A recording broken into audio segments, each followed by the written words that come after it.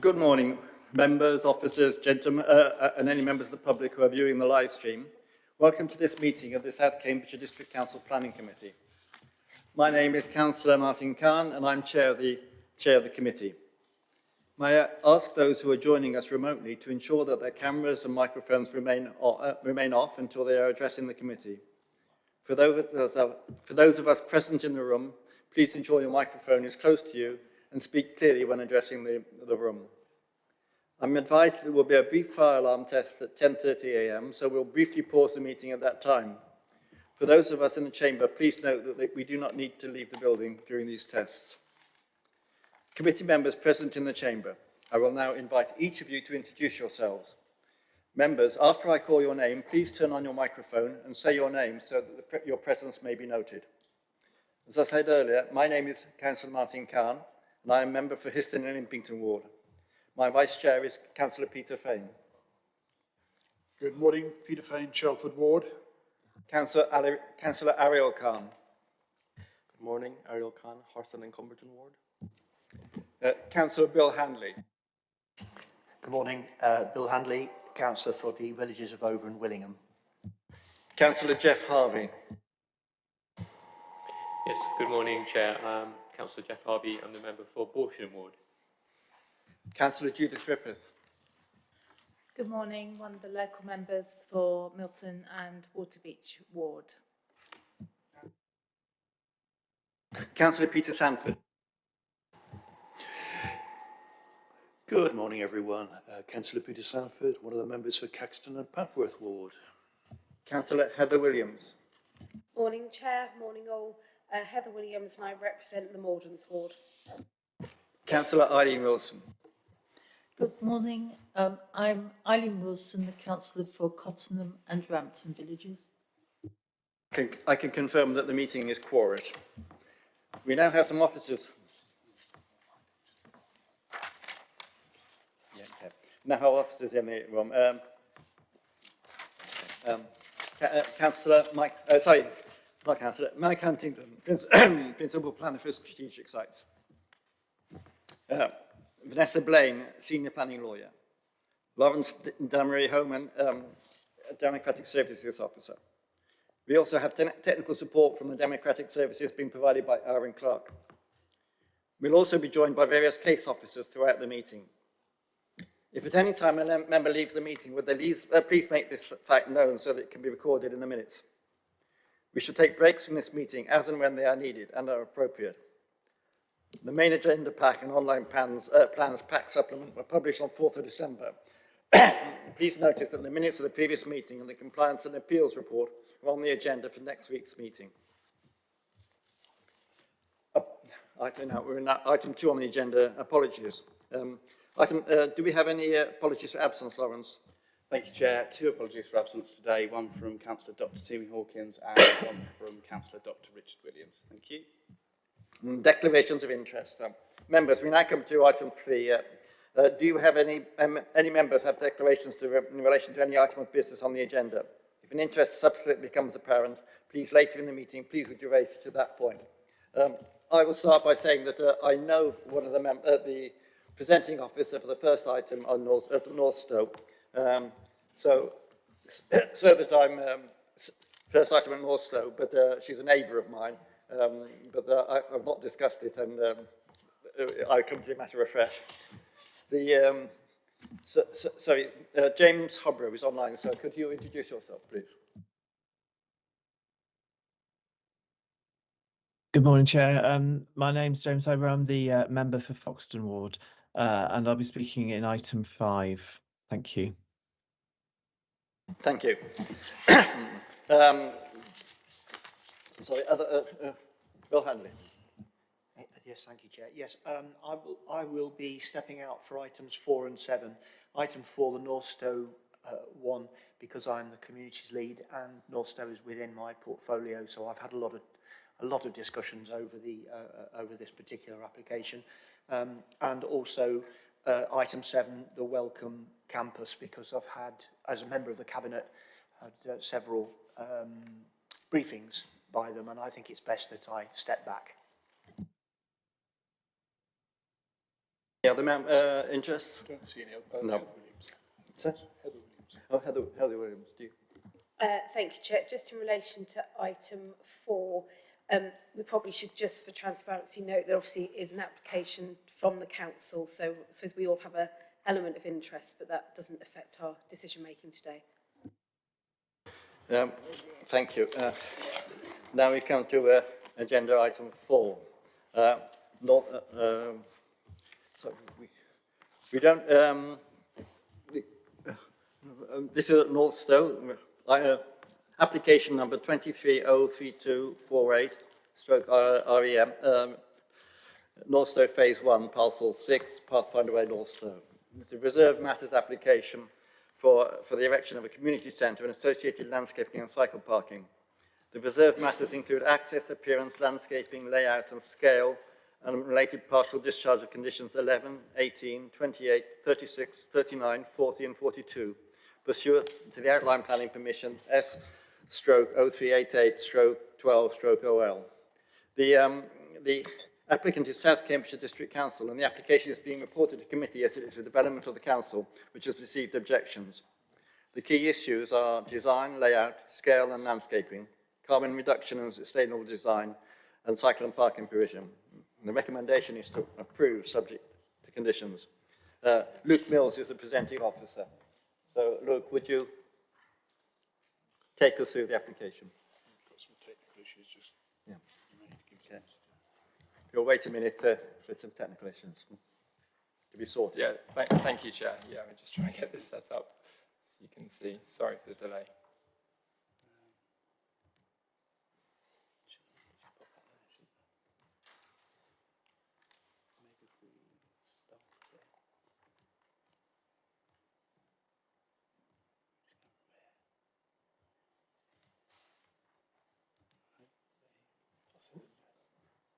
Pointer options, perfect. Thank you. There we go. Once you get the laser pointer so everyone can see everything. Skip ahead because that's not the correct item.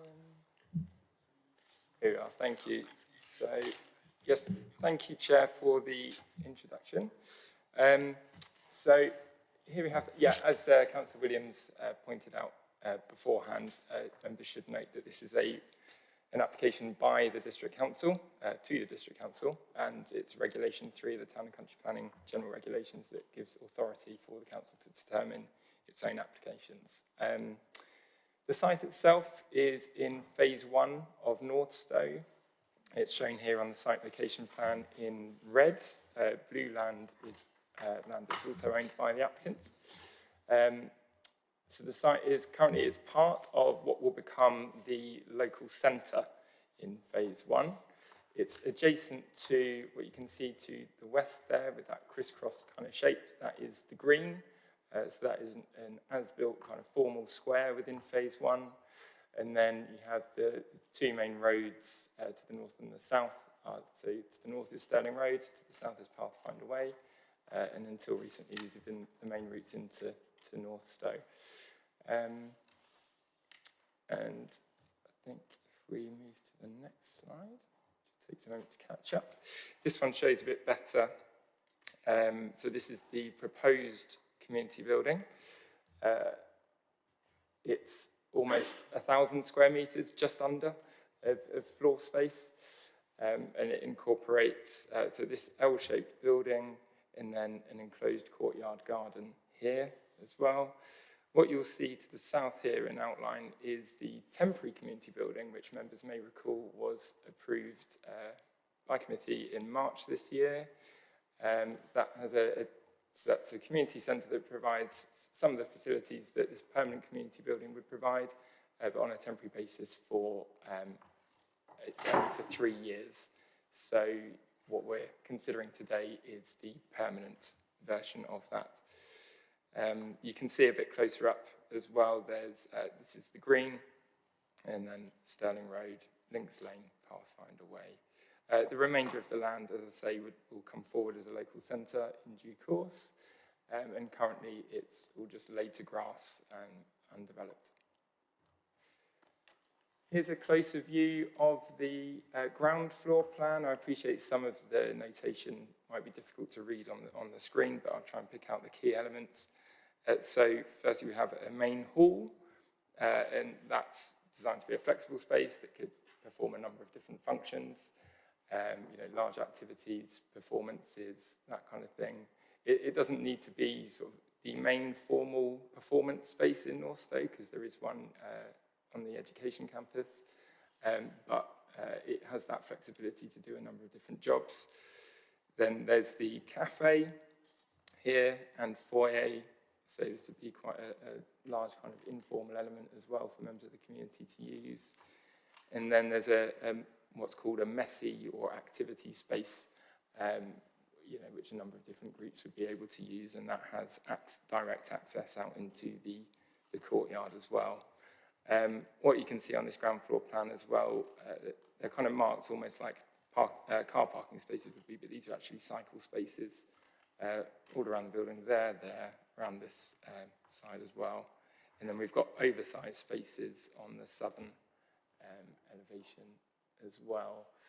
Then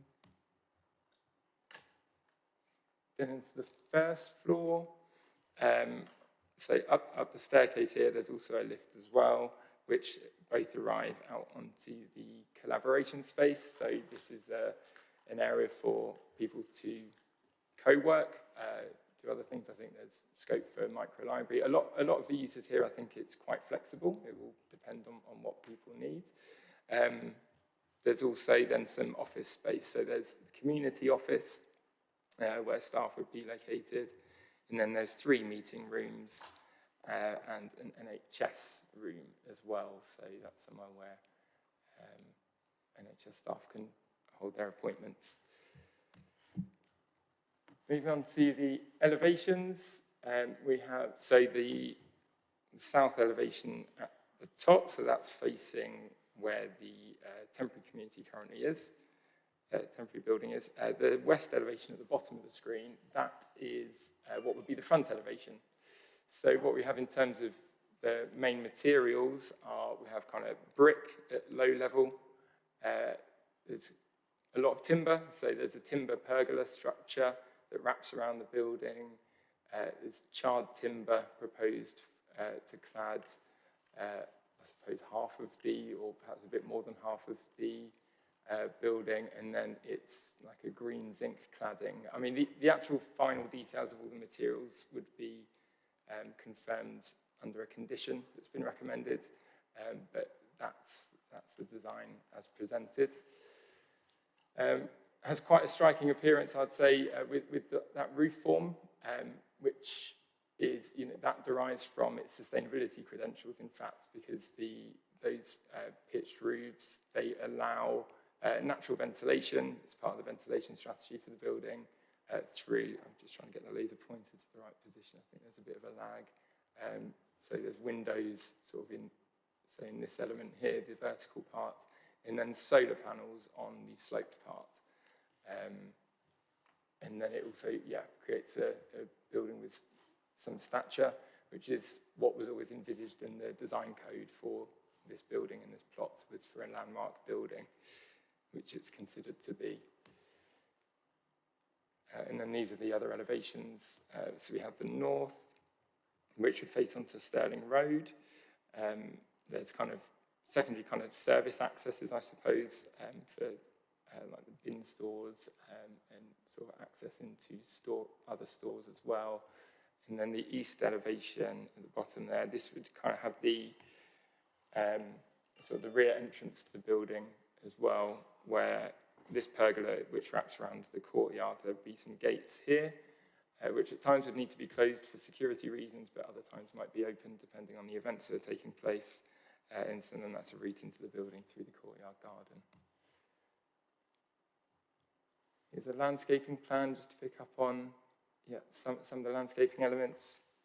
So there's a couple of trees that are there's 3 trees at the front at the moment, 2 of which unavoidably do have to be removed, but they would be more than compensated for within the scheme with replacement planting and additional as well. So you end up with plenty of trees along the frontage here. a couple of new trees on the Stirling Road frontage, and then generous landscaping within the courtyard as well, and also some shrubs and things to soften the impact on that northern elevation too.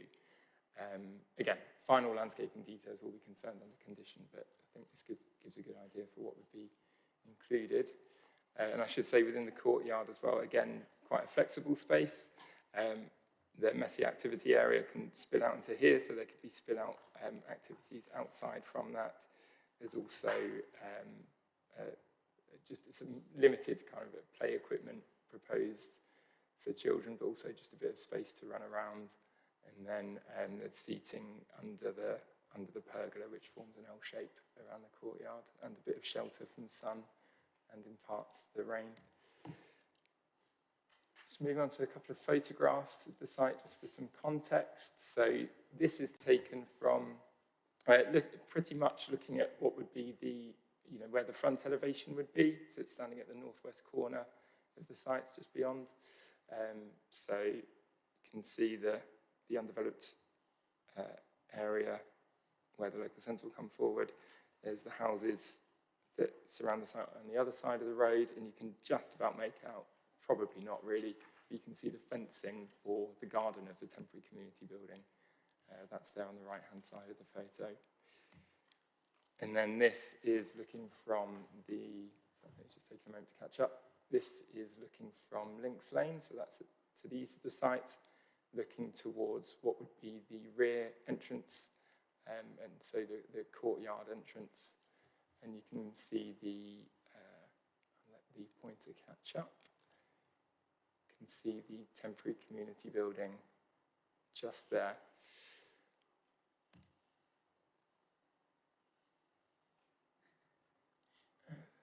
Okay, so here's an artist's impression of the front of the building. So obviously it's not the detailed elevation, but it does give a good impression of what the building would look like once built. Taken from about the same position of that photograph I just showed. And then this is within the courtyard, so standing around where sort of just inside the gate into the courtyard, looking into it. So hopefully that gives a feel of how that space would be used. So then moving on to the officer recommendation, it's considered that, this is an important, it's a delivery of a necessary community centre, so the need for it comes from the outline permission for phase 1 of Northstowe and the Section 106 agreement that it had. So it addresses an identified need. It has a high level of sustainable construction, far exceeding various different standards. It's got full support from the sustainability officer, and it also promotes sustainable transport choices through its location, where the various walking and cycling routes around Northstowe converge on the green and provide real opportunities for people to walk and cycle to what would ultimately be a local facility. So it's felt that the balance is firmly in favour of the proposal, and therefore the recommendation is for approval subject to the conditions in section 11 of the report. Thank you very much. Have we any questions of clarification? Yes, Councillor Fane. Thank you, Chair. Just two questions, if I may. Looking at perhaps I missed it, is there any provision for a cafe or equivalent within the building? Yes, there is. I will just switch back to the ground floor plan. Just take a moment to catch up. There we are. So it's the light yellow area, or well, it's cafe and foyer, but so the cafe area wraps around. I'll just outline it with the pointer. This area is the cafe, so near the front entrance of the building. And then, if I may, Chair, another question relating to the performance area. I don't want to draw too many conclusions from the number of illustrative chairs, but that looks like an area. Do we have any idea of how many people that might seat or accommodate? So, I mean, yeah, that arrangement is, yeah, that would be a performance kind of activity. I mean, in fact, what was included in the application was various different layouts for how that might be used with, you know, for different types of event. It's also, it can be subdivided. You might see that there are two entrances here. There's one there and one there. And then it can be subdivided down here as well. So I think a lot of the time it will actually be smaller activities across either the whole hall or in different parts. As I say, it's not mainly to be a performance area, but the typical occupancy, well, not actually the typical occupancy, the typical maximum occupancy for the whole building is assumed to be 200 people. It will probably be less than that on day to day, but then with occasional peaks to 300 people, that would be the absolute maximum for a really large event, which could be one that would split out as well. And there is an event management plan as well with the application that explains how those events would be managed. Can I just follow that up before we come to... I'm just wondering if it is, for instance, let out to other community organisations or indeed just for the Northstowe community organisation, and we do have 250 plus people there on occasions, presumably there might be quite a few who would arrive by car. How would it be proposed to accommodate any cars for such events? Yeah, that's a good question. And I mean, that was quite, that was perhaps the most significant issue working through the application was around the car parking provision. So it has changed during the course of the application. So initially the car parking, so I should start by saying that the site is very well located on the walking and cycling network, and as a local facility, most would be expected to walk and cycle. They've got every opportunity for those that are able. And the cycle parking provision does exceed standards as well, so that's provided for very well. But in terms of the car parking calculation, working from standards, it would start with, so looking at that typical occupancy, and then it came out at around 50 spaces, which immediately seemed very high for such a local community facility. And then with the benefit of advice from County Highways, we accepted a 90% assumption that is in 90% would travel by non-car modes. So that reduced it down to 13 spaces. The applicant initially proposed to include those spaces along Stirling Road as parallel parking spaces, but there were some issues with that, sort of more technical issues with the way they were laid out. And in fact, actually, Highways suggested when seeing the 13 new spaces that in fact, none might be required at all. And the reason for that is because this site isn't completely in isolation. It does have, you can see even on this plan, there's parking spaces at the green. There are 9 spaces in total along the green, including 2 accessible ones and 2 electric vehicle charging points as well. And then there are 23 parking spaces in the nearby, I don't have them on the plan, unfortunately, to show you, but 23 spaces at the end of Pathfinder Way in a car park there. And then there's the new Western Park Pavilion that's been built with a 99 space car park, which is likely to have excess capacity. And these are all within 400 metres walk. So as part of the travel plan that's been submitted, people would be directed when making bookings, when attending events, to actually park in those nearby locations and then walk to the event. I should also say Highways have recommended a couple of conditions just to mitigate any adverse effects that there might be from on-street parking. Probably in the relatively short term, because what will come is with the remainder of the local centre, the design code will provide for additional parking to suit all of the local centre, so which includes the community centre. So there will be parking on site then, but then also the actual, I'll flip to the site location plan, no, this one works. Stirling Road here, Links Lane, sorry, the pointer's very slow, so it's getting a bit wobbly.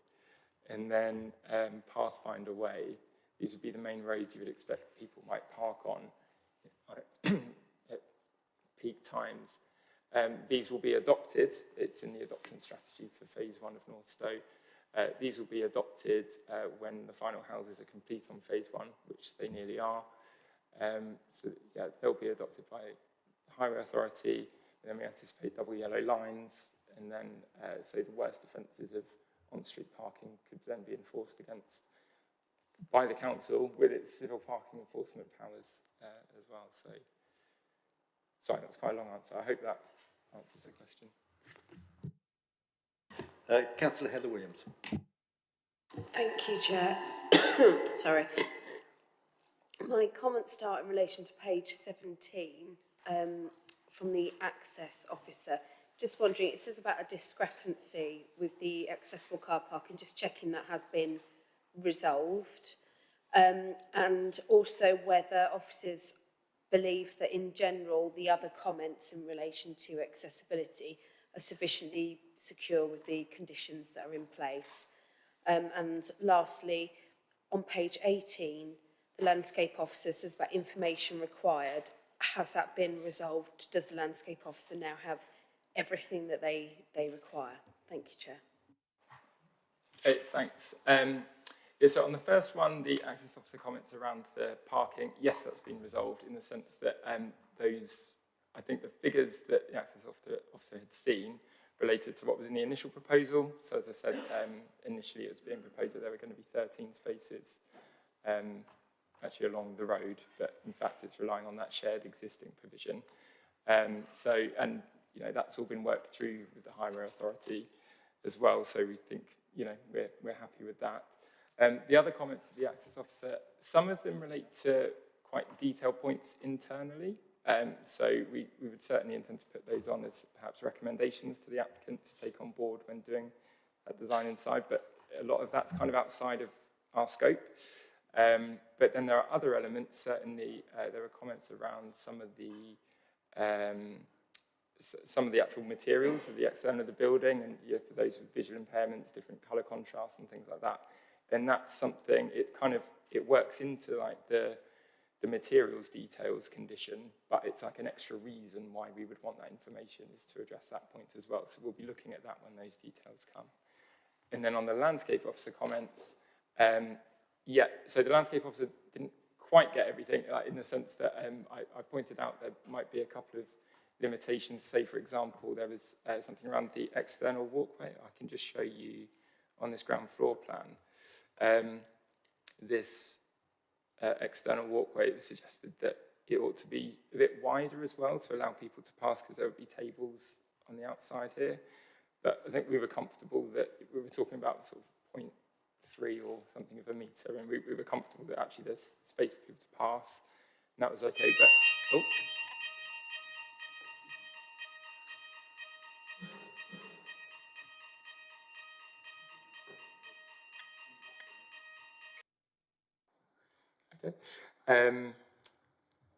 but then, a lot of the other comments are incorporated in the sense that the final landscaping details will still be agreed under condition, as is common, and there will be opportunity to explore those. But some of them related to, that we might not be able to fully address, related to these trees on Stirling Road, and it was felt that there might be a better way to arrange the trees with the cycle spaces to fit, I think it was maybe 4 or 5 trees in instead of the 2, and then change some of the cycle spaces around. But we'll have to see, because we can't compromise the cycle spaces in a sense. So there is a bit of balance that needs to be struck with this, we think. But overall, I think we can accommodate most of the landscape officer's comments in the conditions.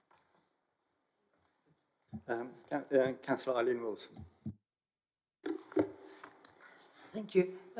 This might be a bit previous, but I was wondering, what are the plans for managing this building?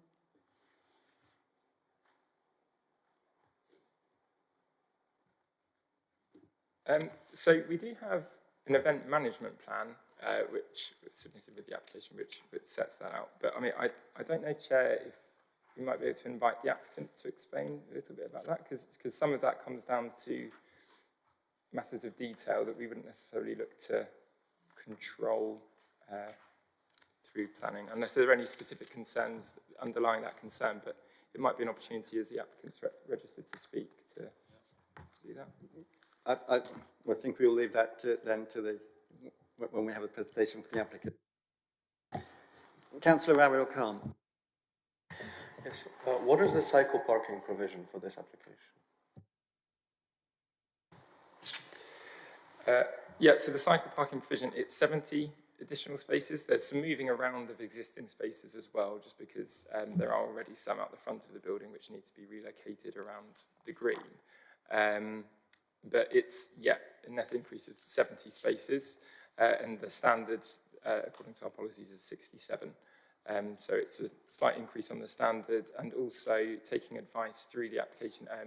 There were comments from CamCycle and County Highways around providing some oversized spaces as well for cargo bikes and other types of oversized bike. And those have been shown, so here on this southern elevation as well, there's a number of them there. So, I mean, these are all double spaces as well, so it's shown as 6, but that would be 12, 12 spaces there. So, and also throughout the course of the application, with removal of the car parking spaces that were going to be alongside Stirling Road, it allowed things to be freed up a bit to distribute the cycle spaces all around the building, which is helpful because people will be travelling from different directions across North Stowe. So yeah, hopefully we've got quite good cycle parking provision there. Oh, and also I should say there's actually loads of cycle parking. I think it's around 50 spaces around the green, which are designed to be, you know, like communal spaces. You know, they're not dedicated to any one particular use. So at peak times of peak usage, then yeah, there should be more than enough. Councillor Sanford. Thank you, Chair, and thank you, Luke, for a comprehensive presentation. Can you tell me how close this site is to the guided busway station? I'm thinking we should be encouraging visitors from outside Northstowe to arrive by guided bus and provide them with well-signed, well-lit footpath to make their transit easier. Thank you. Yeah, thanks.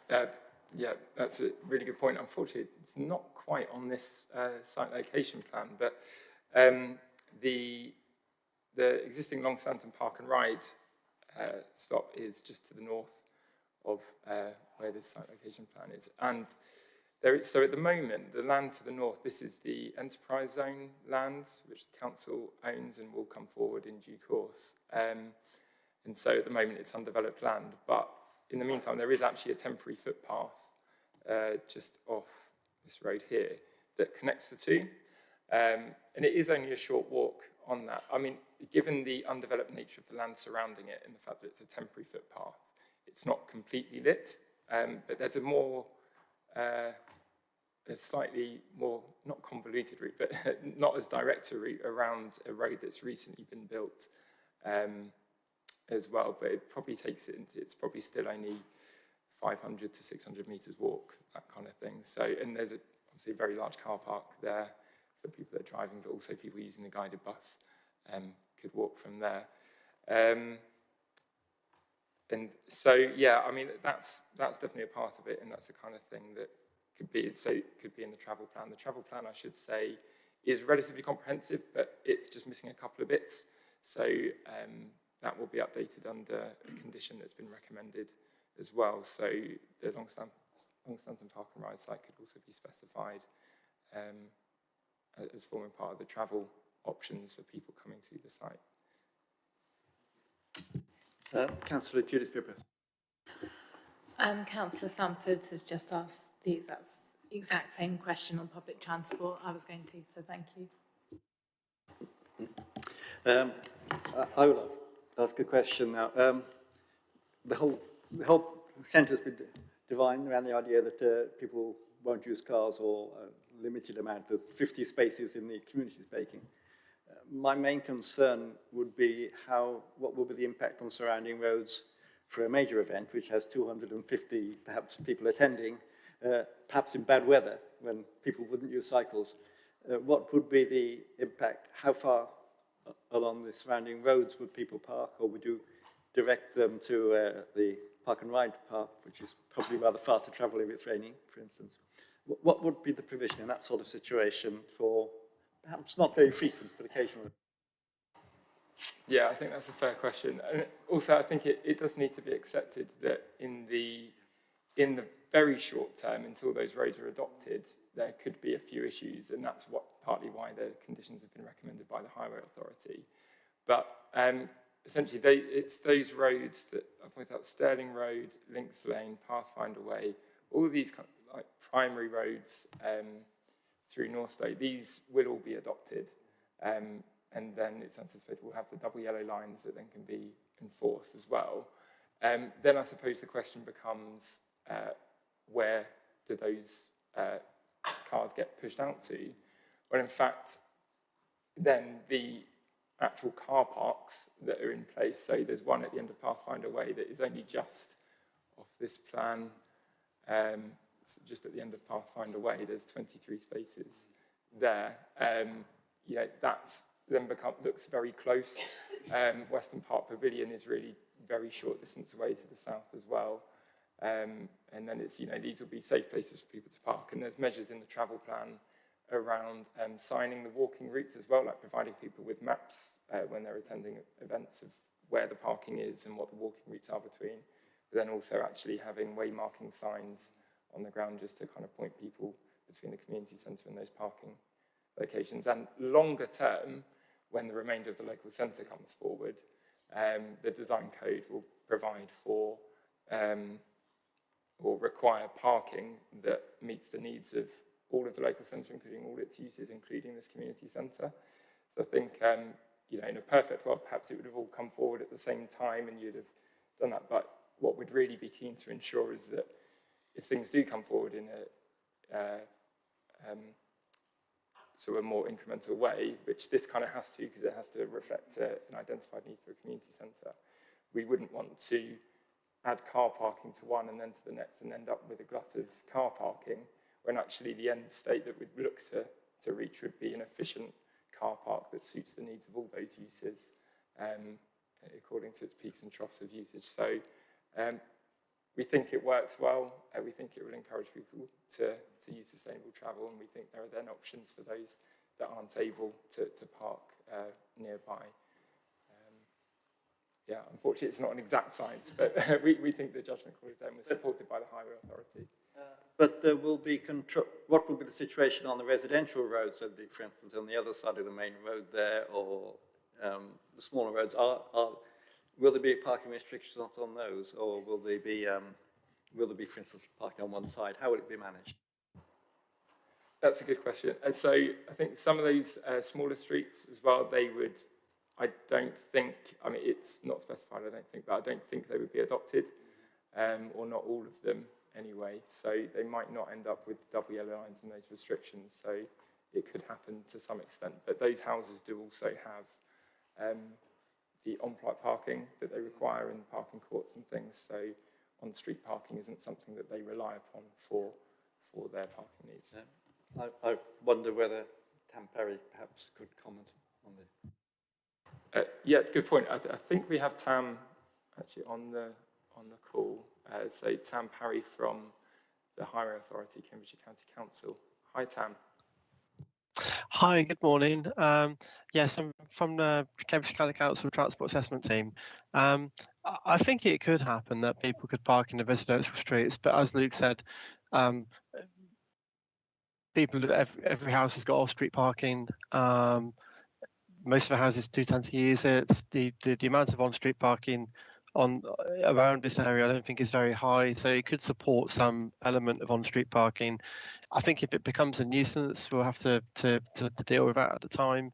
But I think what Luke set out with the car park spaces and Pathfinder Way in the sports centre car park and at Longstanton Park and Ride, there are immediate parking that we would highlight or we'd seek that the applicant highlights to any people hiring hall, particularly if they think they're going to be a big activity and bringing in people from far afield. And in the longer term, as Luke was saying, there'll be more car parking immediately adjacent to this area in the enterprise land. Thank you. Thank you. No more questions? Okay, can we now move on to the presentation by the applicant? Have Kirsten Donaldson here on behalf of South Cambridge District Council.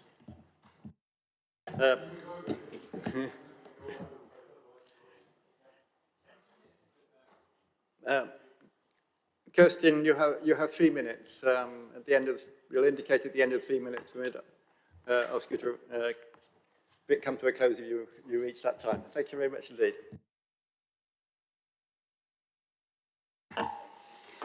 Thank you, Chair. I don't have a presentation to make today, but it was to let the committee know that I, as the representative of the applicant, supported by my technical team, Ricardo Babise, Adam West, Andrew Kametsky and Adrian Cole, are available for questions. Okay, do we have any questions? Councillor Wilson. Thank you. I'll come back to my earlier question. It was really about the viability. Would someone need to pay? Would it be contracted out? Would someone need to pay? I just want to know that it would be viable in the long term, that it wouldn't fail, that's all. Thank you. So the future governance and management of the building is a subject for a separate piece of work that's been led by the District Council Communities team. Those teams have led the work on the temporary community centre and the sports pavilion, and the solution for this building will be tailored to this facility and likely subject to a separate future South Cambridgeshire Cabinet decision. In terms of the temporary community centre and the sports pavilion, different approaches have been taken there, and I know that the communities team are working closely with Northstowe Town Council on what the future solution for this building might look like. Councillor Heather Williams. Thank you, Chair.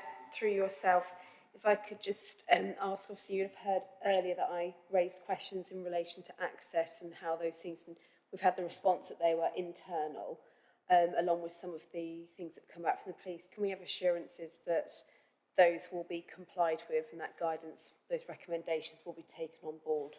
Thank you, Chair.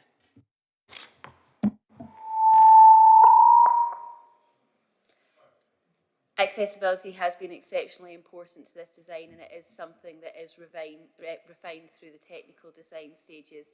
You will see that in the plans we are including for a changing places facility, we have put in place a lift to ensure that wheelchair users can access the whole of the building. We are currently working up what we call our employers' requirements, which deal with the sort of design of the internals, and we are looking at the Royal Institute for the Blind guidance around colours and contrasts and so on and so forth, as well as putting hearing loops in place in appropriate settings within the building. We will look at any additional recommendations that the committee have. No. Any other questions? Thank you very much. Now we move to Councillor Richard Owen, who from Northstowe Town Council, who's online. We'd like to, Councillor Owen, we'd welcome to hear from you. We would limit you to 3 minutes for your presentation. Thank you very much.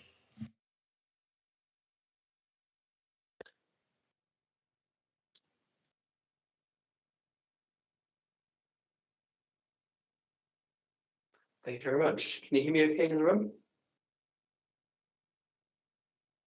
Yes, thank you. We can hear you, Councillor. Okay. Thank you, Councillor Owen. Have you the consent of the Town Council to speak on their behalf? Yes, I do. Thank you. I look forward to hearing from you. Thank you very much. And thanks very much to the Planning Committee for the opportunity to speak here today on behalf of Northstowe Town Council. It's fair to say that over the first few years of Northstowe's existence, the relationship between the town and the District Council left quite a lot to be desired. Communication from the District Council wasn't good. Statutory deadlines for progressing amenities required by the Section 186 agreement were frequently missed. And this led to our available facilities at the time, the community wing at the local primary school, being lost without a suitable replacement being ready. And this had a significant impact on the town, because groups that had spent years getting established were left without a suitable space to thrive and support the growing population here. Now, I'm happy to say that in recent months, a huge amount of progress has been made. The temporary community centre has been completed, opened and is full on a daily basis. And now this application is in for the permanent community centre, the first landmark building in Northstowe, as Luke just said. As a town council, we strongly support this application. We believe it's a comprehensive proposal and design which will meet the needs of the Northstowe community now and in the future. The main hall, cafe area and meeting spaces will support large-scale events, social activities, as well as the wide range of statutory services and provisions needed, making this a key focal point in the town. The focus on a sustainable building with use of PV energy and ground source heat pumps is much appreciated, and it will help burnish the credentials of Northstowe as a sustainable new town. The parking provision, as has come up several times here, we believe is sufficient as a town council, as we believe the existing 99 space car park at the sports pavilion within 5 minutes walk will satisfy this need, as well as the parking spaces which are available much closer for greater accessibility. On top of this, the town council would like to highlight that it believes the process has been transparent, both during the pre-planning and planning application process. And we believe that substantial and sufficient input has been sought from the community, with clear feedback loops built into the process. So as we move into the next phases of development in Northstowe, notably development of a local retail space which will follow on from this building and which Northstowe really needs as soon as possible, we would like to strongly endorse the approach that's been taken here. We feel that we've been listened to, and this will result in a successful facility that the whole town can enjoy. Thank you very much, and I'm happy to take any questions you might have. Okay, have we any questions for Councillor Rowan? Thank you very much, Councillor Rowan. And now we come to the debate. Does any councillors wish to speak in the debate? Councillor Williams. Thank you, Chair. So, looking through, I'll start with sort of my initial concerns over a few bits. One was about the accessibility being complied with, and I think we've had a sufficient answer from that, or as sufficient as we can get today, so that has been addressed. On the parking, I can understand why there has been representations of concern around that. And I'm thinking particularly if people were to use it for like a party, you're naturally going to have people coming from out of the area in. But looking at the conditions, I think there is a condition that says that it's going to be monitored and managed and sort of maintained. And there is on site within the ownership of the applicant, there is the ability to expand the parking provision if required. So I do think that time will tell on the parking, but at least we have that clawback if required. And I would advise officers to make sure that's really strong conditioning and can be enforced well if required. But that in the balance, the sort of concerns that I had mainly in those two areas, I think they have been alleviated, and it is something that is, as we've heard, very needed and long overdue. So I'm happy to support the application, Chair. Councillor Sanford, did you want to speak? Thank you, Chair. I think it's unfortunate that Northstowe has been so far developed and so many houses occupied before the community facilities have been brought forward, but better late than never. I think what we have in front of us here is a modern, sustainable, well thought out building. I'm sure there will be teething troubles, as there always are when you're pushing the design envelope, but I'm very much happy to support this application. Councillor. Thank you, Chair. I very much echo what Councillor Sanford has just said about the importance of this application, bearing in mind, of course, there is a temporary community facility, but that is temporary. The key issue for me on this one was always going to be parking, and of course, if we look back to the Cambridgeshire Quality Panel, which was back in July, they expressed this concern. The parking strategy at that stage remained unresolved. proposed car parking provision, as I think our officer explained, at 8 spaces is far below the indicative parking standards in our policy, which would normally indicate 50 spaces. But we have heard from the County Council on this, as well as from our own officers, and indeed from the Town Council. And I think that, you know, that there has been a lot of community engagement with this, and I think it's therefore reasonable to accept that this is an opportunity that will not only meet the needs of the building without putting too much strain on the surrounding streets, but will take a step forward in encouraging more sustainable methods of travel. And this is a good spot to do that because of the facilities all around. So I think it would be right to go with the flow on that, to accept the advice of the various parties. And I similarly would support this application and accept the officer's recommendation. I'll comment myself, the same that I was concerned about the parking strategy, and particularly for large events. And these concerns have largely been allayed by the comments of the County Council and planning. The strategy, I think, will work. It's certainly, we don't want additional parking, which then turns out not to be necessary. And with the provision of a commercial centre adjoining with the existing facilities, the 50 car parking spaces, the community area, I think that this should meet the needs. So that concern has been allayed. There have been concerns about the design and the finish. And when I looked at the elevations, I thought it looked a bit odd. But then we saw the overall view, the three-quarters view, and it looked a really interesting building. So it shows you how difficult it is to judge straight from elevations what a building looks like. So I think it will be a feature, an attraction for the area. And it's clearly very much needed. It has been commented, it's unsatisfactory that it has been so late, but better late than never. And I think this will be a major asset and addition to the community. So I'm generally, like the other comments that have been made, in favour of the application. Are we ready, I think, now to go to a vote? Okay, can we go to a vote, please? No, I was going to say, shall we go to a vote and let's get this delivered for Northstowe? Excuse me, Chair.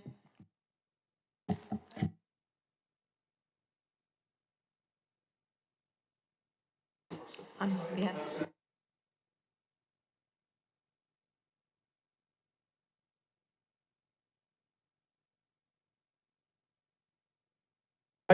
Oh, there we are. Okay. Proposer, please. Can we have I'd be happy to propose this goes to a vote. Okay. Seconder? I'm happy to second. Thank you very much. Okay. Can we go? Sorry. All in favour? Okay. Okay. It should be live now. Okay. If you're sorry, just to clarify, if you're in favour of the approval of the recommendation to approve, you vote in favour. If you're opposed, you vote against. Sorry.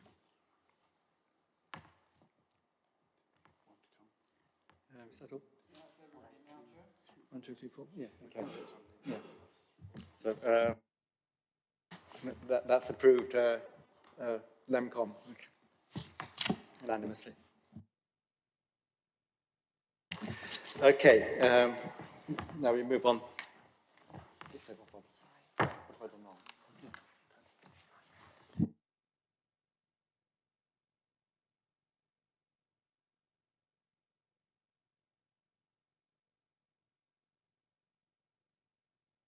Sorry, we're going to have a 10-minute adjournment now, please, before we consider the next application. Thank you very much.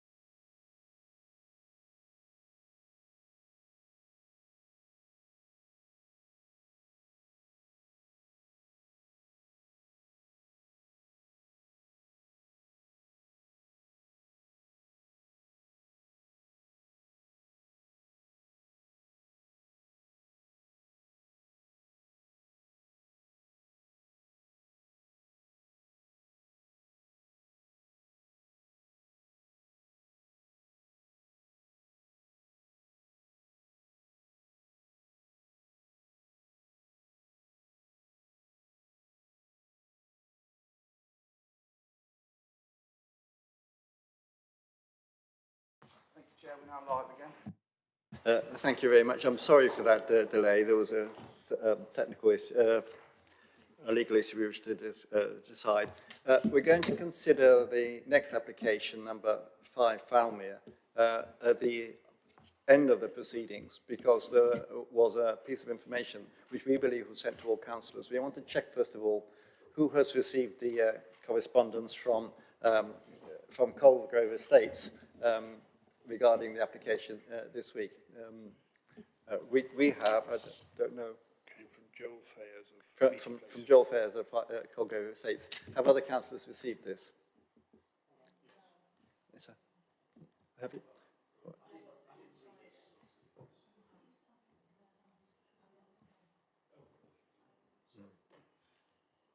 Sorry.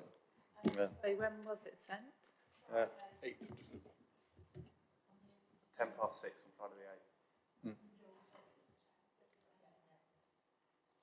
the 8th. Sorry. Can you?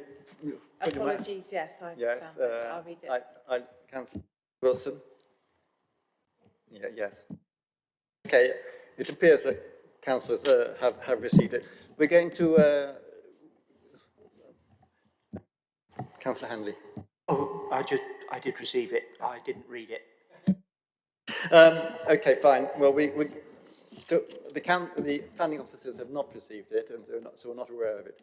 So we're going to give them time to look at it and then consider it at the end, the last item of business. Councillor Williams. Can I just ask, Chair, is this something that's going to be, are we going to put it into the public domain? Because if it's something that we're basing our decision on, then I'm assuming that other speakers, surely they should have time to look at it as well. That is part of the aim, is to ensure that it gets in the public domain and that the objectors have a chance to see it as well.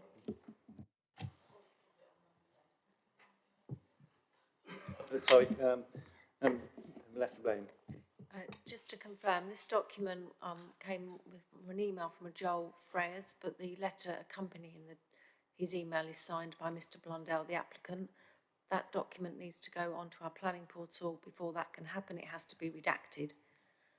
So that's why we need to push this back at least one item. They're working as fast as they can to get it uploaded, but it's entirely proper that everybody sees it, those for this application and those in objection to it.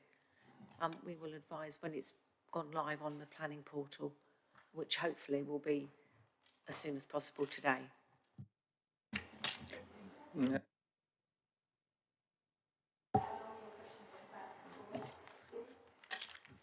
Indication of how long we're planning to. We're working as fast as we can. As I say, this document was sent on Friday to council members, but the planning officer had not received it. He hasn't seen it, so he needs time to look at it. We need time to get it.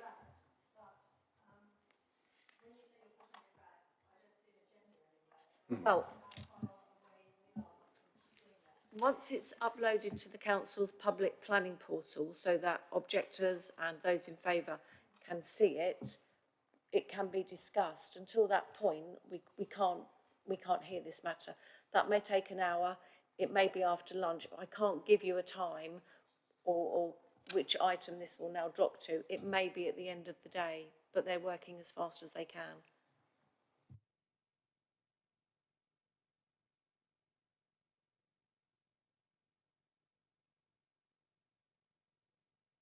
Councillor Khan, I think you're inviting me to say something. My name is David Brock. I'm the chairman of the Planning Committee of Falmere Parish Council.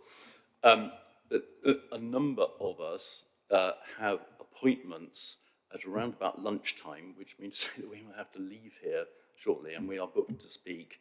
What would be helpful is if we could have a not before time at which you will come back to this item. For myself, I would hope that I could be back here at 2 p.m.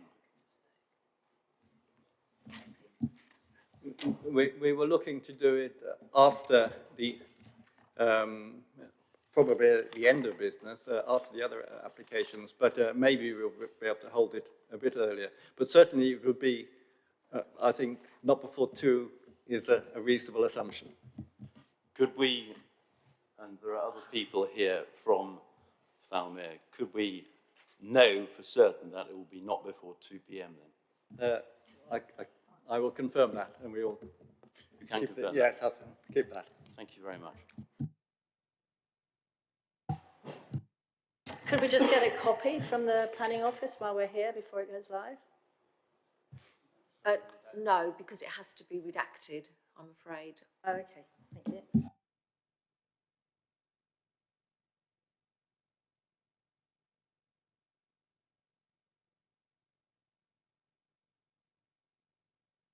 Okay, thank you very much. We'll. Chair, sorry, can you? Sorry. Can we formally propose to vary the order of business? We need to. Okay. Okay. Now, can we formally? We need to formally propose the order of business. Alter the order of business. Can I have a forward proposer? You proposed it, I've seconded it. Well, Councillor Sanford proposes, Councillor Frame seconds. Are we all agreed? Agreed. Okay. We now move on to item 7 on the 6 here. 6 on the agenda. I've got it. So that we've deferred. That's right, I've got it. I've got the numbering wrong here, that's it. Sorry. Item 6 on the agenda, application 23/03293/HFUL 24 West Street, Comberton. The proposal to replace an existing outbuilding with a 2-bay single-storey cart lodge style garage with a low-profile monopitch roof and additional landscape planting. It's been reported to the committee as the application was submitted by an officer of the council. The key issues are the character and appearance and impact on heritage assets and neighbour amenity. The recommendation is to approve subject to conditions. Adam Jimidovich is the presenting officer. Thank you, Adam. Thank you, Councillor. So I'm just waiting to currently get my presentation up.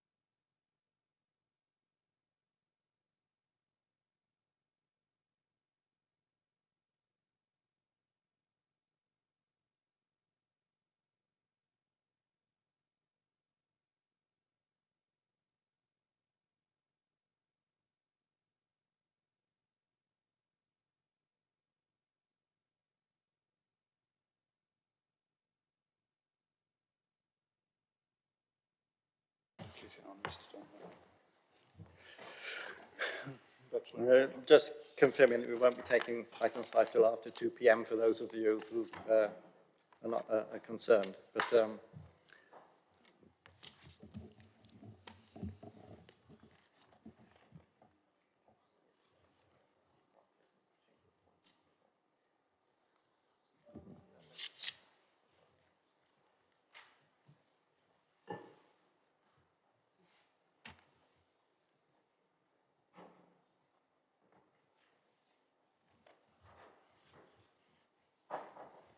Thank you for your patience. I will begin.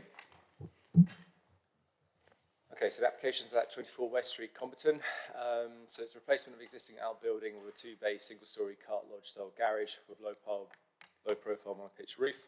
with the installation of 2 metre high gate and additional landscape planting.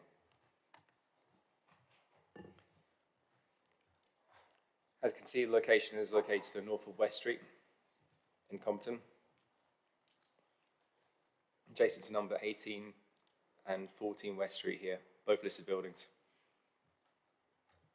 and number 26, which is not listed. So you can see here, this is the boundary for the Compton Development Framework, and the conservation area which is within. Application property here is here. This is the approximate location of the proposed development. And of course, as discussed, here are the listed buildings.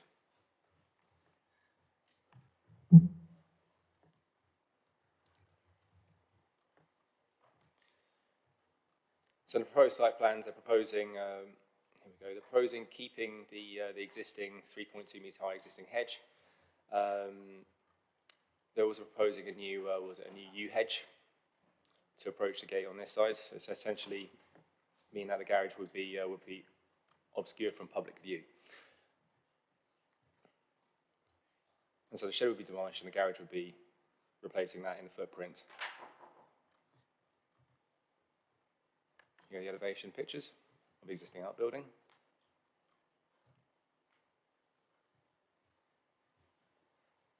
Existing proposed access elevation.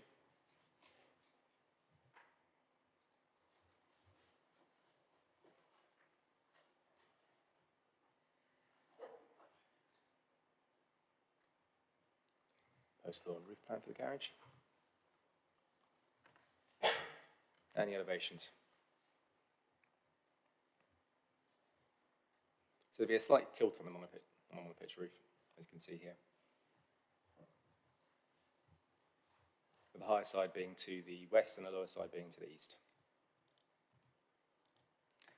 Planning balance on this one is for approval would be the design and scale would sustain the character and appearance of the area whilst respecting the amenity of neighbouring properties. While reasons for refusal will be potential impact to heritage assets. Our officer recommendation is for approval, but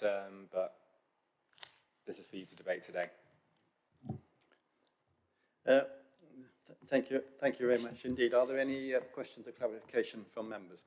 Councillor Fane. Thank you, Chair. I wonder if I could ask the case officer to go back to the site plan and perhaps explain to us how this building, as proposed, relates to the west-facing window of number 14, the southernmost of the two listed properties. In particular, how close will the eastern wall of the proposed garage be to that window? To what extent would it block all light and visibility from that window?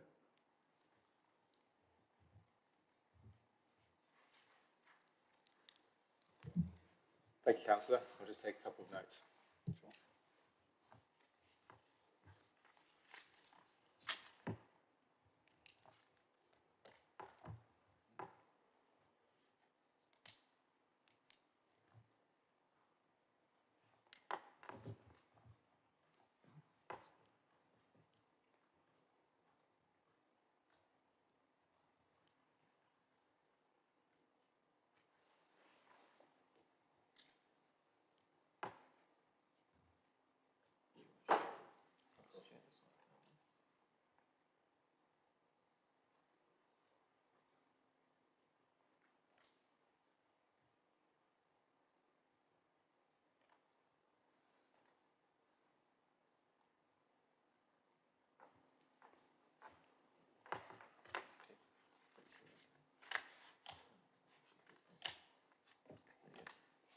Sure. Thank you for your patience.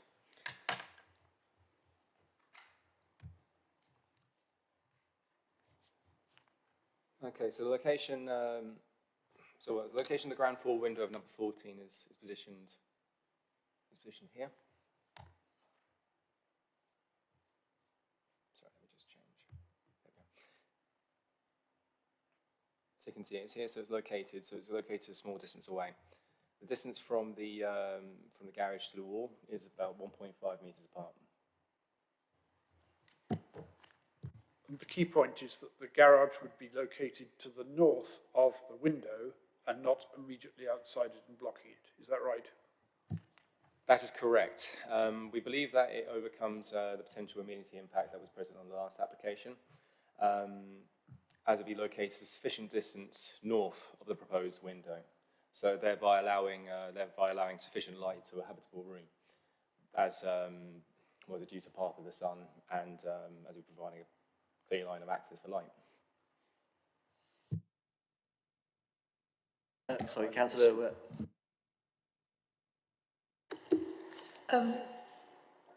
Reading the papers, I understand that the window facing the garage from 18 is West Street is a bathroom window. Is that one of those blocked out windows that isn't clear glass? It's a number 18 is a bathroom window. So by the coronavirus regulations, it's down. That means it's not down as a habitable room. So thereby, it'd be seen as being obviously considered that be unreasonable that that the application should be rejected on the grounds that be potentially blocking light to this room. Thank you. Councillor Harvey. Thank you, Chair. I just wonder if we could clarify what's meant by a cart-style building. Does that have any sort of import, or is it just being thrown in there for embellishment, if you like, or can it constrain what's eventually built in any way? Thank you. What I'm going to do is I'm just going to have a look back at some of the notes, and I'll just confirm back to you. If you have a bear with me for a second. Thank you.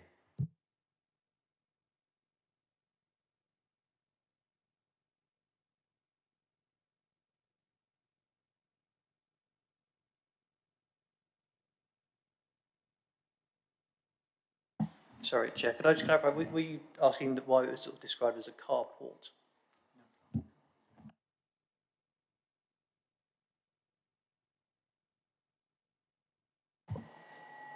I might have missed. Lodge style. Oh. Cart lodge. Cart lodge style. Okay, thank you for that clarification. I think it's just been described that way, if I may, because there's a two-bay garage, one of them has a door, one doesn't. So I think that's simply describing the fact that one of the parking spaces is kind of open in the sense it doesn't have a front door. So it's as simple as that design that's come forward. Thank you. Any further questions? Thank you very much. Now, can we have a speaker, Mr. Funge, the applicant? I'm sure you know that you have 3 minutes to speak, and look forward to hearing from you.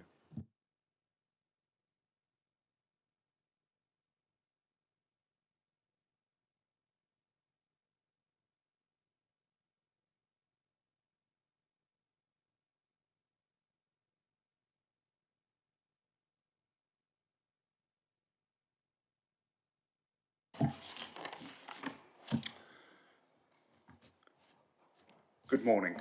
I would just like to say that the garage will not be visible from West Street. It will have no impact on the street scene. The installation of the gates shown on the proposed site layout plan and the elevation plan would further limit the views into the site, and the landscaping condition will ensure the screening will remain in place. The impact of the proposal on the conservation area is not harmful to its character and appearance, and the design being similar to the other outbuildings in the conservation area. The west elevation of the listed building, 14 and 18 West Street, is screened by the 3.2 metre high yew hedge and the mature yew tree at the front of the site. Therefore, the setting in terms of the view of the listed building from the public highway would be unaffected. The proposed garage would be subservient to the listed building, having a height on the east elevation of 2.5 metres and a low-profile monopitch roof design. It would be a similar height to the existing timber outbuilding. The west elevation of number 14 West Street has a ground floor window and a first floor window directly above. The proposed garage does not affect the outlook from either of these rooms. The distance of the proposed garage away from number 14 and 18 is ample to ensure that to enable repairs to be and maintenance work to be carried out when required, and to allow air circulation as part of the drying cycle for the lime render. I feel I can't do better than the words of the planning officer. The proposal, by virtue of the modest scale, the low-profile roof is considered to respect the value of the adjacent heritage assets where views of the two elements would exist. The proposal is not considered to dominate or diminish the setting of the listed building and to represent an acceptable built form in this instance. Having regard to all these points, the proposal is acceptable in terms of its siting within the conservation area and proximity to the listed building. I would like to thank the planning officer for his work on my application, and I ask that the committee to approve the application in line with his recommendation. Thank you. Thank you very much. Do we have any questions? Points of clarification. So, Councillor. Yes, you said there's ample distance. Can you just confirm what the distance is between the eastern face of the proposed building and the western face of 1.5 metres. Okay, thank you very much. We seem to have no more questions. Thank you, Mr. Punch. Now we come to the debate. Is there any debate? Who would like to speak in the debate?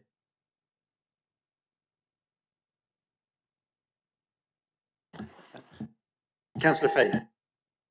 Chair, if there are no others, perhaps I could, there are others, but I'll lead anyway now. It's no secret that we have looked at this before. I think significant changes have been made to the proposals. I would now accept that it doesn't have significant impact on the listed buildings next door, not looking at the view from the road of those listed buildings, but particularly the view out and the light from what is a habitable building, a habitable room on the ground floor of number 14. So in view of the changes, I would be happy to accept the officer's recommendation. Councillor Sanford. Thank you, Chair. I was going to say almost exactly the same things as Councillor Fane. I believe the only issue we had with the previous application was the blocking of the window at number 14, and that seems now have been resolved, so I'm happy to support as it comes before us today. Sorry, Councillor Hanley. Thank you. Agree with the previous comments. I personally would be happy to go to a vote, and I'm willing to propose that if you wish. Second, sorry, okay, we have a proposal from Councillor Bill Hanley, seconded by Councillor Heather Williams. Are we happy for that? Yeah. Okay, can we go to a vote, please? Sorry, just to clarify, if you're in favour of approving the application according to the recommendation, you vote for, you vote green. If you want to refuse the application, you vote red. Refuse against it. Can I just advise that we are having some slight technical difficulties with our display, and the votes are being recorded, but they might not be on screen, so I will read them out for you. Yes, just to confirm that it's been approved unanimously. Sorry, Chair, no. Member staff is to go to electronic vote. It's been to electronic, yeah.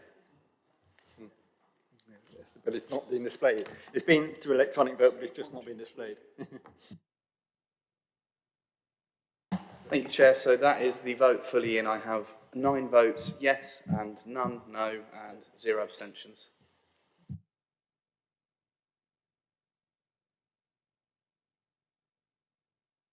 Okay, thank you very much indeed. The application is approved.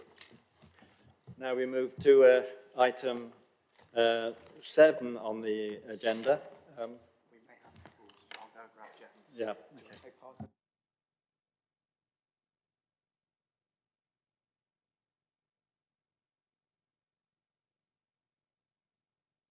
minutes? Can we adjourn for 5 minutes to make sure that the applicant, everybody is available?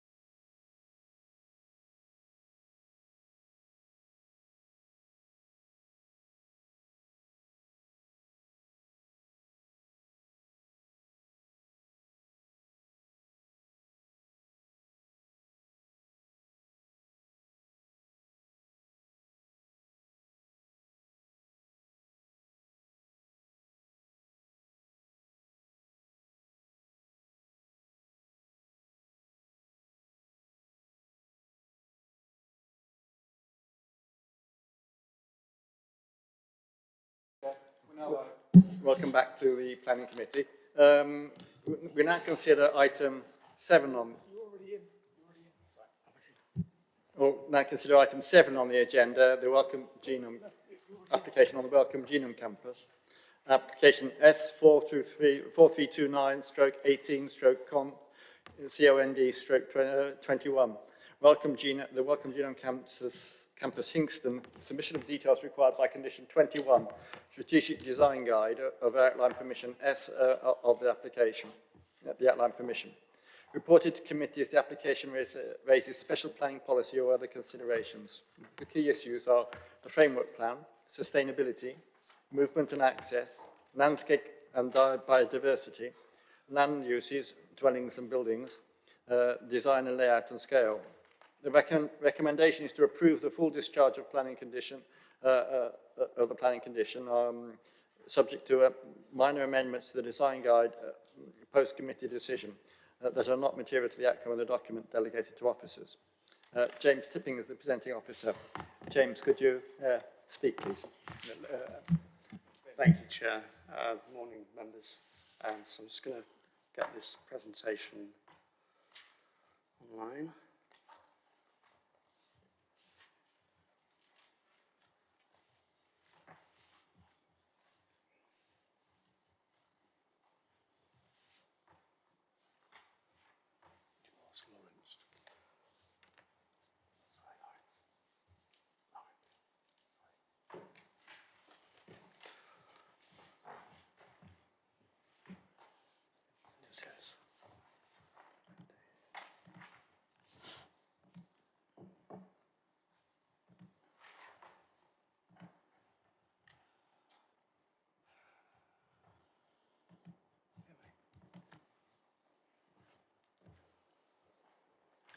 There's a slight delay. Yeah, that's great. Lovely, thank you. So members, this is, as the Chair says, a submission of a design guide in relation to condition 22 and of the outline plan permission. Just to quickly explain, we'll just give you the context in terms of the extant plan permission, which is the outline plan permission, and what it provides for. As you can see, it provides for 1,500 homes, 150,000 square metres of flex employment uses and other associated uses, community, leisure, etc. In terms of the condition 22, and there is other relevant conditions in relation to this as well.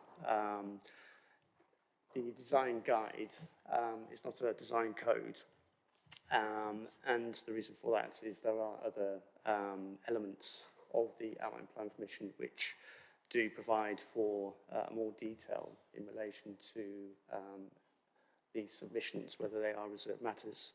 And you can see here in condition 17, there is a requirement for development area briefs, which supplement the design guide.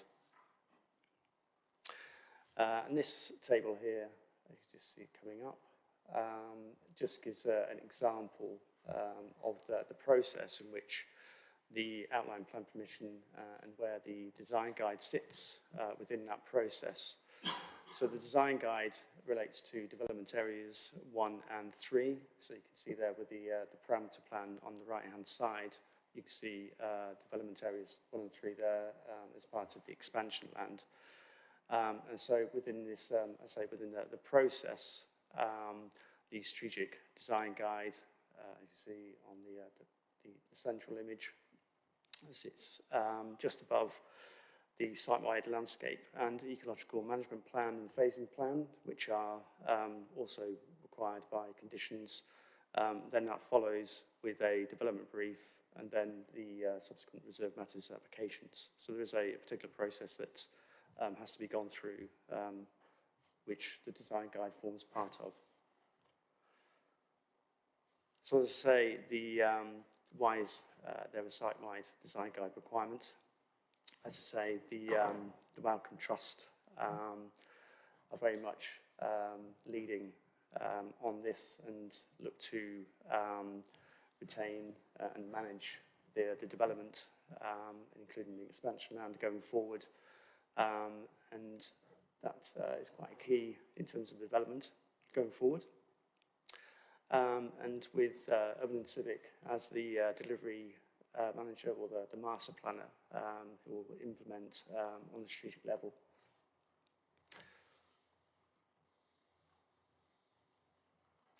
And just to give a bit of context again in terms of the actual site location and the design guide and how it sort of fits within the expansion land. So you can see there the red line is the outline for the outline plan permission. And then we have the blue line is the design guide requirement for the expansion land requirement. So these two plans just give a bit of context in terms of sort of the wider context of where the expansion land and also the existing Welcome Juno campus sits. And certainly in relation to Cambridge and also the surrounding villages. Excuse me. As part of the design guide, which has been an ongoing process for nearly a couple of years now, engagement has been a critical part of that. And Urban Civic, as well as the consultation team, have been working closely with the council as well as other consultees such as the county council in ensuring that the design guide is brought forward and is well considered, and obviously having the full public engagement and workshops, including the quality panel as well, and that's been, as I say, a critical part of the process and refinement of the design guide itself. So just turning to the design guide in terms of its requirements, as part of the design guide and sort of developing the master plan, there has been some sort of minor amendments to that from the outline plan permission and those parameter plans that are approved as part of that permission. As you can see there on the right-hand side, there's a slight overlay of what is from the parameter plans that were approved to what is now going to be forming the master plan. So you can see there that there's been a slight shift in terms of where the central green is, which abuts the A1301 to the west of the expansion land. And then there's obviously some change in terms of the internal road layout as well. But what remains fixed is the development areas in terms of those boundaries. So they retain or are fixed. So that is an important element. So in terms of the other parameter plans that are approved, they are all adhered to. So this slide just sets out what the design guide contains. It is quite a comprehensive design guide. There's around about 200 pages within the document itself. There are, as you can see from the structuring elements of the design guide, sustainability is one of the key elements of the design guide and sits near the top of the document and is quite forefront. And then what precedes that is what follows is those, as I say, those structuring elements and parts of design and detailing the place as well. In terms of sort of reading and understanding the design guide, just extracted a couple of elements or pages from the design guide itself in terms of how it's read and understood and can be conveyed by developers as and when reserved matter submissions come forward. So there are, in the blue box, there are these mandatory principles or design principles which have to be adhered to. And then there's further guidance that sort of supports that within the pink boxes. And they contain musts and shoulds. As I can say there, the musts are mandatory requirements, and shoulds are where it's recommended or can be tried to be achieved where possible. So this image here just shows the framework plans. That's a key plan to the document, and it provides some structuring elements such as landscape, movement, and built form. There is a key to this as well, which is more detailed, but I thought this would be better just, as I say, framework plan. And as I say, it's key to the document itself. So sustainability, as I say, is quite an important element of the design guide.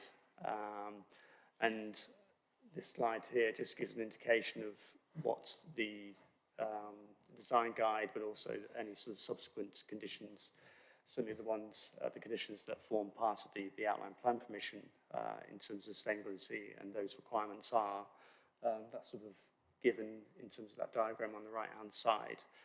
As you can see there, in terms of the actual requirements to sustainability, they are sort of, it's a high bar and something that is well received by officers, and certainly our sustainability officer is very supportive of in terms of those particular requirements that are coming through in the design guide.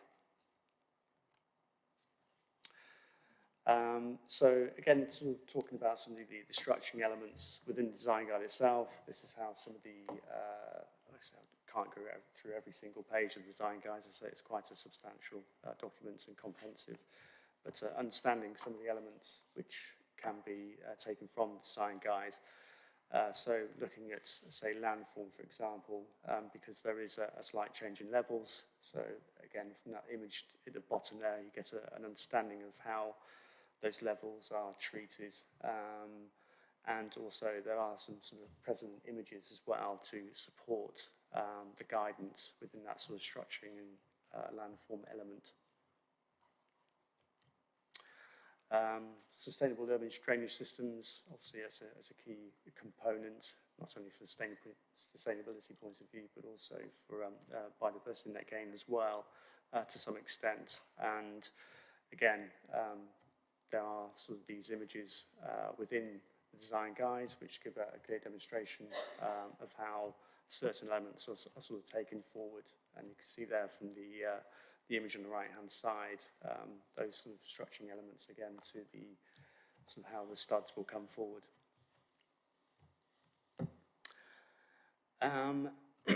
Excuse me. So this is sort of, I guess, in terms of the land parcels and how they will come forward, and the land uses as well, and where they're sort of positioned. As you can see there from the image on the right-hand side, you can see that within Development Area 3, the majority, or predominantly, land use is residential. And then that sort of bleeds into Development Area 1, coming further to the south, where it becomes more sort of high density residential and mixed use with residential as well as the commercial, leisure, community uses and other supporting uses.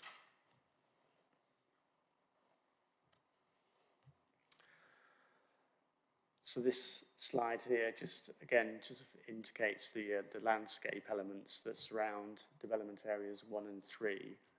So you've got the built form, which the preceding slide showed, and this is the landscaping elements, which are, again, it's an important element, certainly when it comes to elements such as biodiversity net gain and sustainability to some extent.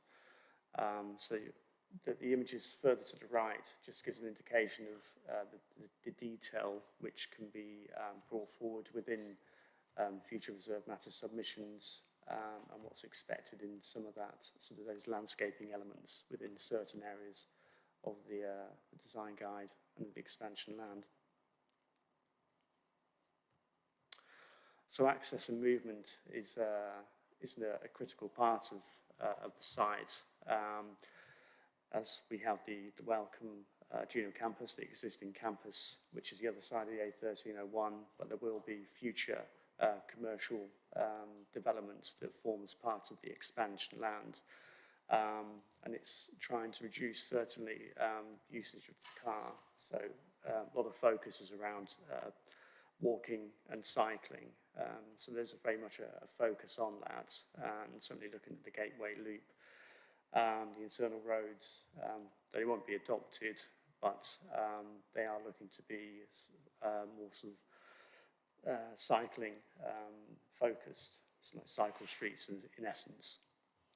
So there is that sort of priority use in terms of that movement across the site.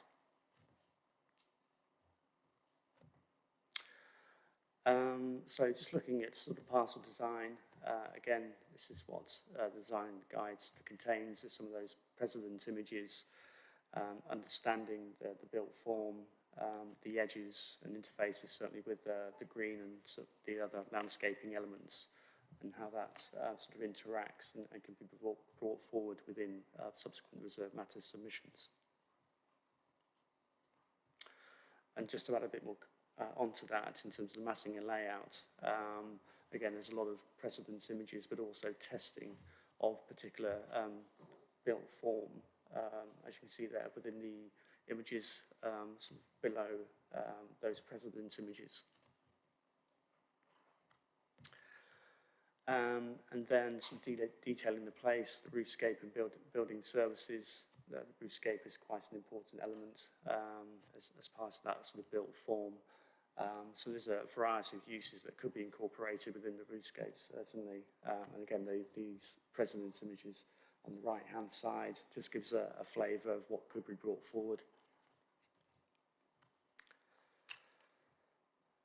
Again, the hard landscaping materials and furniture, these are all sort of precedent images of what could be brought forward as part of the future reserve matter submissions.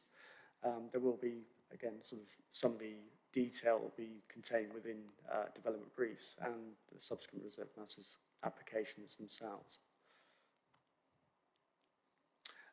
Wayfinding and public art, these are quite important elements as well. The image on the right-hand side just indicates where some of the views could be experienced within the site itself, and then which could lead to sort of positions of public art, but also the wayfinding. It's a relatively large site, so wayfinding is an important element as well, and certainly as we go through future phases to final completion of the site.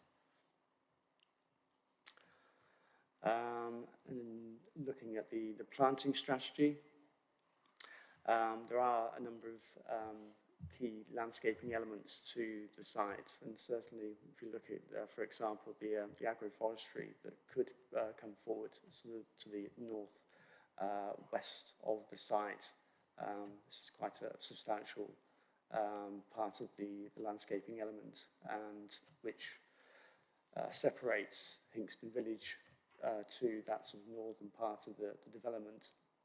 So it's an important part of the site and how that can come forward within future reserve matters. Again, this is all sort of linked to some of the biodiversity net gain elements, which will come forward later in the presentation. Which is here actually, sorry. Yes, biodiversity and habitat. So you can see here just we've gone into, or the design goes into detail in relation to biodiversity and habitat and those requirements in terms of what's expected future reserve matters to achieve. And as you can see here, there is a target of 25% biodiversity net gain, which is well above certainly the policy requirements of 10%. So this is something that's been worked with our ecology officer, who's very pleased in terms of what's going to be achieved within this site in terms of biodiversity net gain. So yes, just looking just the final slide in terms of that planning balance, as you can see here from the slide, so it complies in terms of design guide, it complies to the approved parameter plans of the outline plan permission. It complies with the approved documents of the outline plan permission, including development principles, which are incorporated as part of the design guide. Adheres to the local plan policy requirements, provides for a framework for highly sustainable development and demonstrates extended targets for BNG and water resources. And the design guide is recommended for approval. Thank you. Okay, thank you very much. Have members got questions of clarification? Councillor Sanford. Thank you, Chair.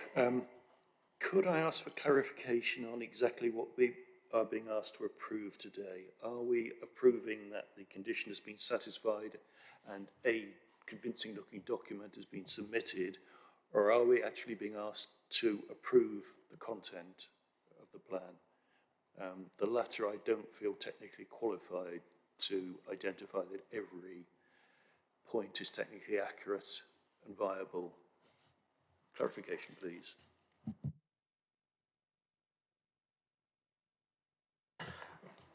Yes, you're asked to discharge the condition, essentially.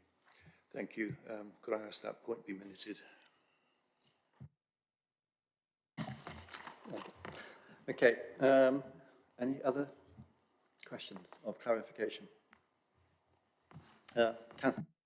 Councillor Fane. Yes, I appreciate we're being asked to discharge the condition, not the details of the design. Two questions, if I may. Firstly, could we have clarification of the difference between the design guide and design code, which was not quite clear to me? And the second relates to, I'm sure I may not have been the only one who was having difficulty reading the key on some of the plans that were shown earlier. My particular concern related to the roofscapes. There was something said about the possible uses of the roofs and the design of the roofs. And I wonder whether we could go back to that one and clarify that. Thank you. Yes, thank you.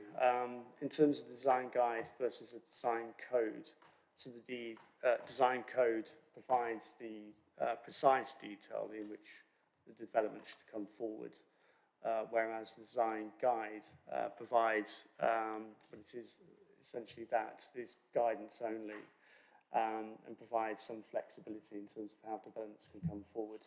Again, it goes back to the structuring of how the outline plan permission provides or requires a development brief to be submitted, which essentially provides more detail, and then the reserved matters will provide that sort of, I guess, precise detail. Hope that helps. And in terms of the roofscapes, yeah, happy just to go back to that.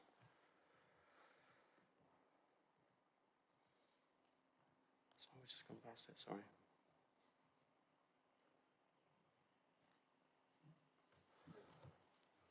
Yes, I appreciate it's difficult to read the text within the images.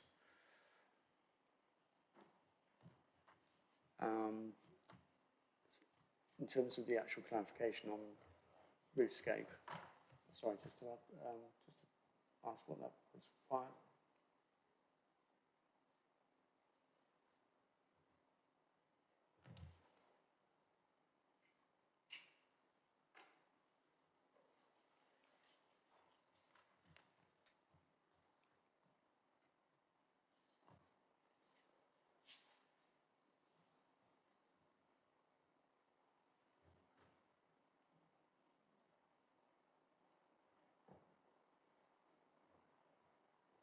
I wasn't quite clear, Chairman, whether the pictures, the photos at the top are meant to be illustrative. They refer to other buildings, which perhaps being used as examples of what might appear here, and to what extent the illustrations are intended to be illustrations of what might appear here. Yes, I would say that they are just precedent images. They're just give an example of what could be incorporated as part of the roofscape. And within the guide itself, there are a number of precedent images, which just gives an indication of what could be incorporated. Again, it's just, I guess it goes back to that sort of guide versus code element.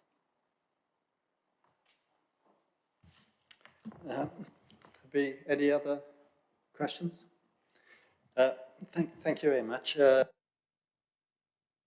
Now he comes. Sorry, Councillor Williams. Thank you. I thought you were going to forget me there, Chair. I hate to linger on the point, but just to be really clear about the difference between the code and the guidance, I take it what you say is the guidance, so it's giving a steer as opposed to making it required. But how does that look from an enforcement point of view? Essentially, there's nothing in here that we can enforce.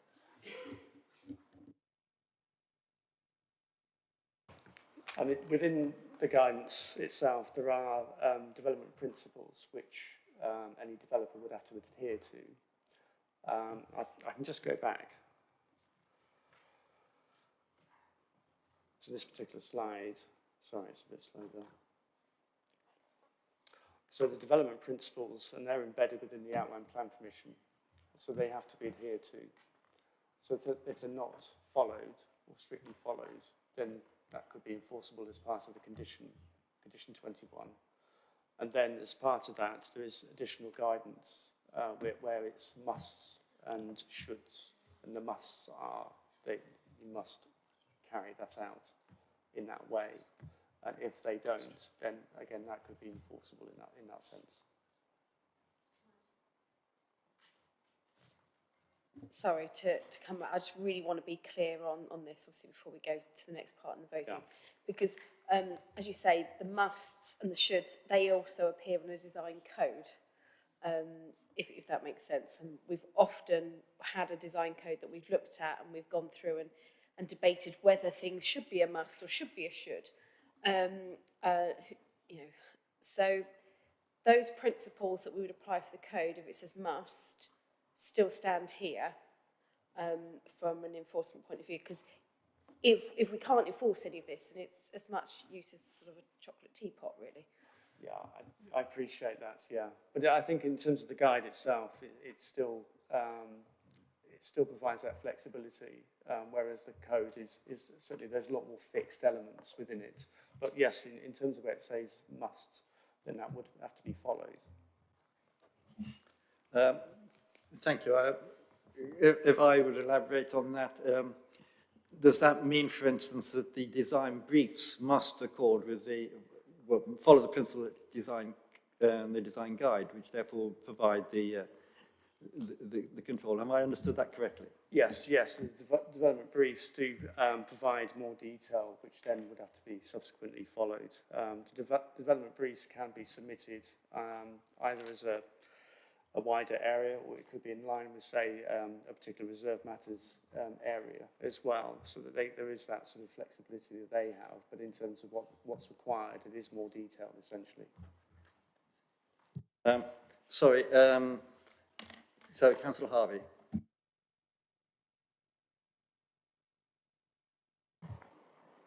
Thank you, Chair. So I just wondered, Chair, through you, if does this? How long into the future would this guide have? Would it inform sort of future developments of the site? I mean, for example, if another application was to come forward, I don't know, to say expand the extent of the built form at the expense of some of the greener areas, would this still have import there? Well, the condition would be approved, if it was to be approved, and it would be stand in perpetuity until such time, say, if the developer wanted to change it completely, then there would be a subsequent application. There is a review mechanism within the development, within the design guide. So if there is something that needs to be updated, for example, whether that's to do with sustainability, just use that as an example, or there might be another sort of structuring element, then there is that review mechanism to just make sure that I guess it keeps pace with any other sort of legislative changes that might come forward. So there is that, but if it's wholesale changes, then it would be a new application in itself. Hope that sort of answers that particular query. Councillor Fane. Yes, further question from me, if I may. We have had circulated to us this morning a briefing note from David Locke Associates, which appears to be the November edition of the document at page 139 of our papers. I wonder if we could just have a brief highlight of the differences that we should be looking at. Are there significant differences from the one we looked at as a part of our papers?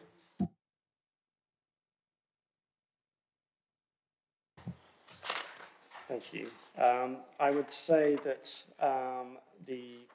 certainly the highlighted edit, apologies, just read my papers, is the requirement that as a minimum 25% of biodiversity net gain to be delivered on site-wide basis. That's on page 2 of the additional sheet.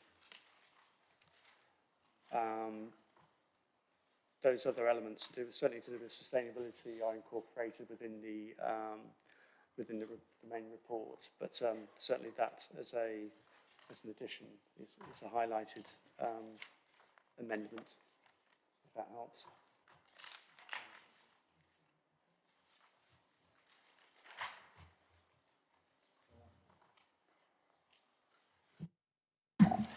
Thank you very much. Are we finished questions? Okay. Now can we have now we come to the speaker for the applicant, Caroline Foster from Urban and Civic. You have 3 minutes to make the presentation. Look forward to hearing from you. Thank you very much indeed.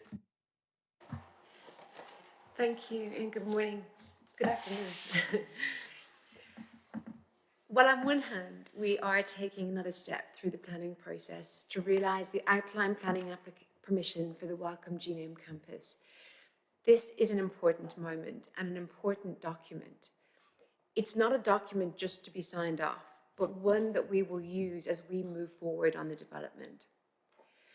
An outline planning permission, in many respects, is an exploration of opportunity. But now we are at a point where Welcome and Urban and Civic are defining intention. This document articulates ambition and lays down a commitment to the key components which will ensure that this campus is not like any other development and becomes truly exceptional as a location to support scientific endeavour. The guide provides all of the partners and stakeholders who will play their part in delivering the campus expansion with a manual and a reference point to ensure that the things that really matter to creating the right environment are to the fore and become the defining features. Sustainability, landscape, nature, community, convenience, connectivity, and of course serendipity. The guide is to be a compliance document to safeguard quality, consistency, and ensure coordinated development. That said, it is strategic. It is not a design code, and there remains huge scope for creativity and invention, as there should be when a special opportunity presents itself. In commending this document to you, it is so important to recognise the considerable contribution made by many partners. It has been an enormous collective effort to bring forward a working document with a shared vision at its core. So thank you. Thank you very much. Do we have questions for the applicant, please, from members?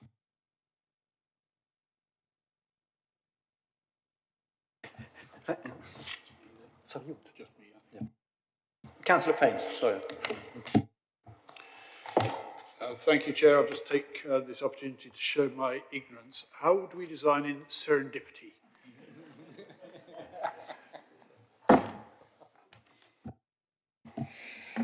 The unique place that we're creating is all about encouraging those chance encounters. And the way we want to do that is not just through the wonderful architecture and buildings and spaces that we're bringing forward, but by creating moments for those in chance encounters.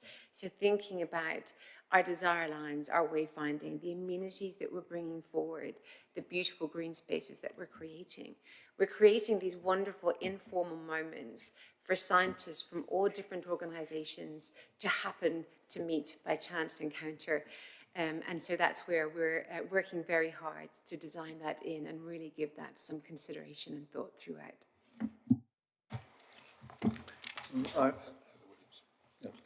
Councillor Williams. Thank you. So through yourself, Chair, I say overall the parish councils are sort of supportive, but Hinton have raised a slight issue in relation to light spillage. I'm just wondering if the applicant would like to comment on that or add any reassurance for the parish council there. Absolutely happy to. All of the detailed lighting design that will come forward in future reserve matters will absolutely be in accordance with the outline planning consent and the development principles. The particular concern I believe that you might be referring to is one for a future application that's coming forward on infrastructure, which we have been looking at very carefully, and we're actually presenting to our 5 local parish councils last night, and there'll be further presentations on that to demonstrate that there's no impact from light spillage. Just a question for me, really. I just wondered, in preparing your design guide and later in codes, have you drawn on any other examples of science parks elsewhere, for instance, Sophia Antipolis or other ones in Europe or the Western United States? Just wondered what sort of influences of work you've been basing your preparation on. Thank you. And yes, absolutely. I mean, I look for inspiration everywhere. I think we all do. We have completed a lot of research in terms of the considerations for the design of the campus, and we have looked internationally for those as well. We've obviously looked towards the States for the scale of development that's coming forward there in terms of life science, but I think what we're creating here is truly unique. I think the opportunity to lead globally in terms of sustainability, in bringing forward housing that's needed for campus workers, in terms of the beautiful green spaces and amenity that we're focusing on and sustainable transport. We absolutely want to be world leading. I think a couple of the best examples, I was very fortunate to do a research trip recently to Australia. We looked at 2 different places in particular that give us a lot of food for thought. One being Macquarie University in Sydney, which was really interesting in terms of how the place, the students, people working there, the labs, all worked so well in terms of placemaking alongside great amenity and landscape. And I think in terms of life science, precincts, the best we have seen so far is actually in Melbourne, where the investment in infrastructure and transport and focus on connectivity has really encouraged that serendipity and opportunity for collaboration between universities, hospitals, researchers. So yeah, we've had a lot of inspiration. Thank you. All the examples you're talking about have a somewhat better climate than we do here in terms of outdoor provision. Have you taken account of that in your design guide principle? Yes, absolutely. As much as I would love to have the Sydney climate, absolutely. We're trying to always think about how we can encourage people to meet indoors and out and think about our wonderful climate in the UK. But that doesn't limit the opportunity at all, whether it's making sure that we have some great indoor spaces that function really well. We're looking at opportunities for working outdoors in pods that could be used all year round. We're trying to get people outdoors, obviously, as much as possible, but appreciate this as a place to work. So the investment in the first buildings are in leisure centres, in cafes, in community spaces that will allow for cultural events. So we're really trying to get that balance right as well. Thank you. Okay. Have we any more questions? No. Thank you very much indeed. Now I propose to go to the debate and complete this application, and then we'll retire for lunch for the remaining application.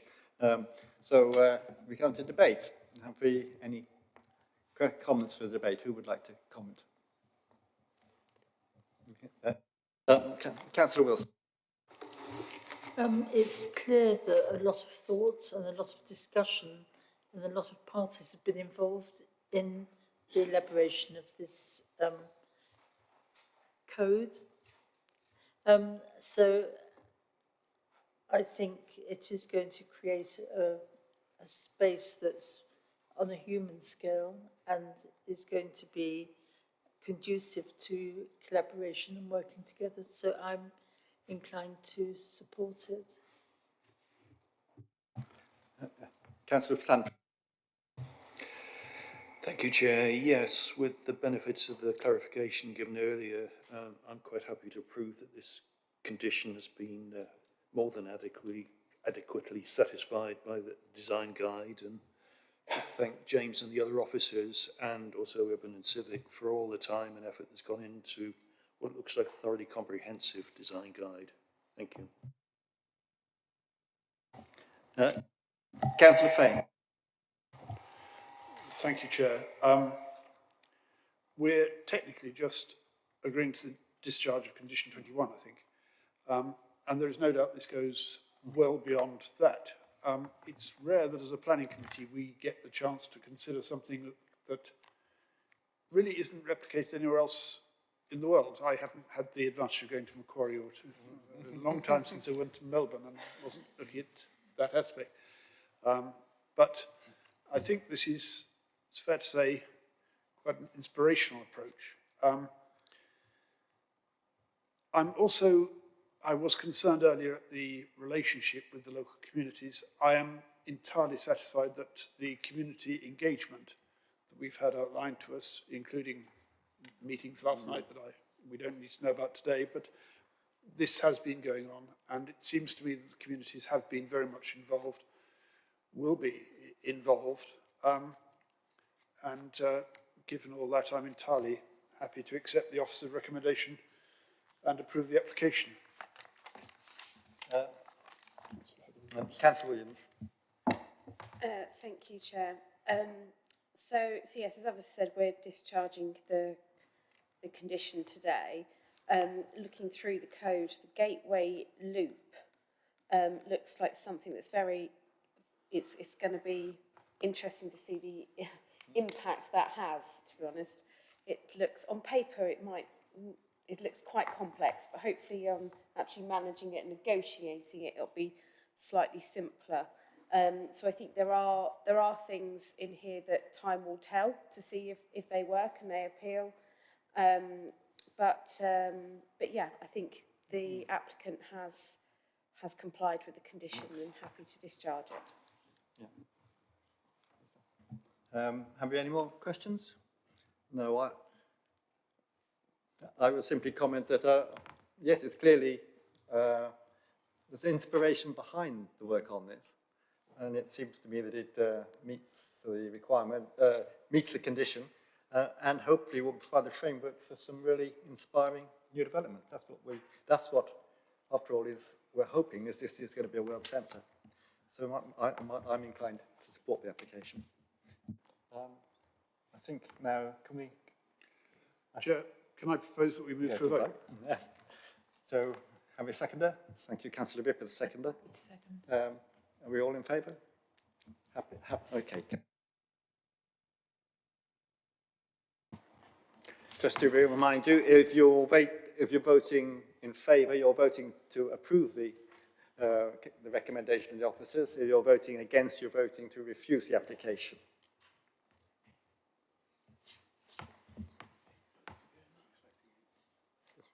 Who hasn't voted? Somebody hasn't voted. That's everybody now, Chair. 8 votes. Okay, fine. So, thank you very much. The application is approved. Now, we'll retire till 2 o'clock for the next application, the final application, as was agreed with the people who were here, and see you at 2 o'clock.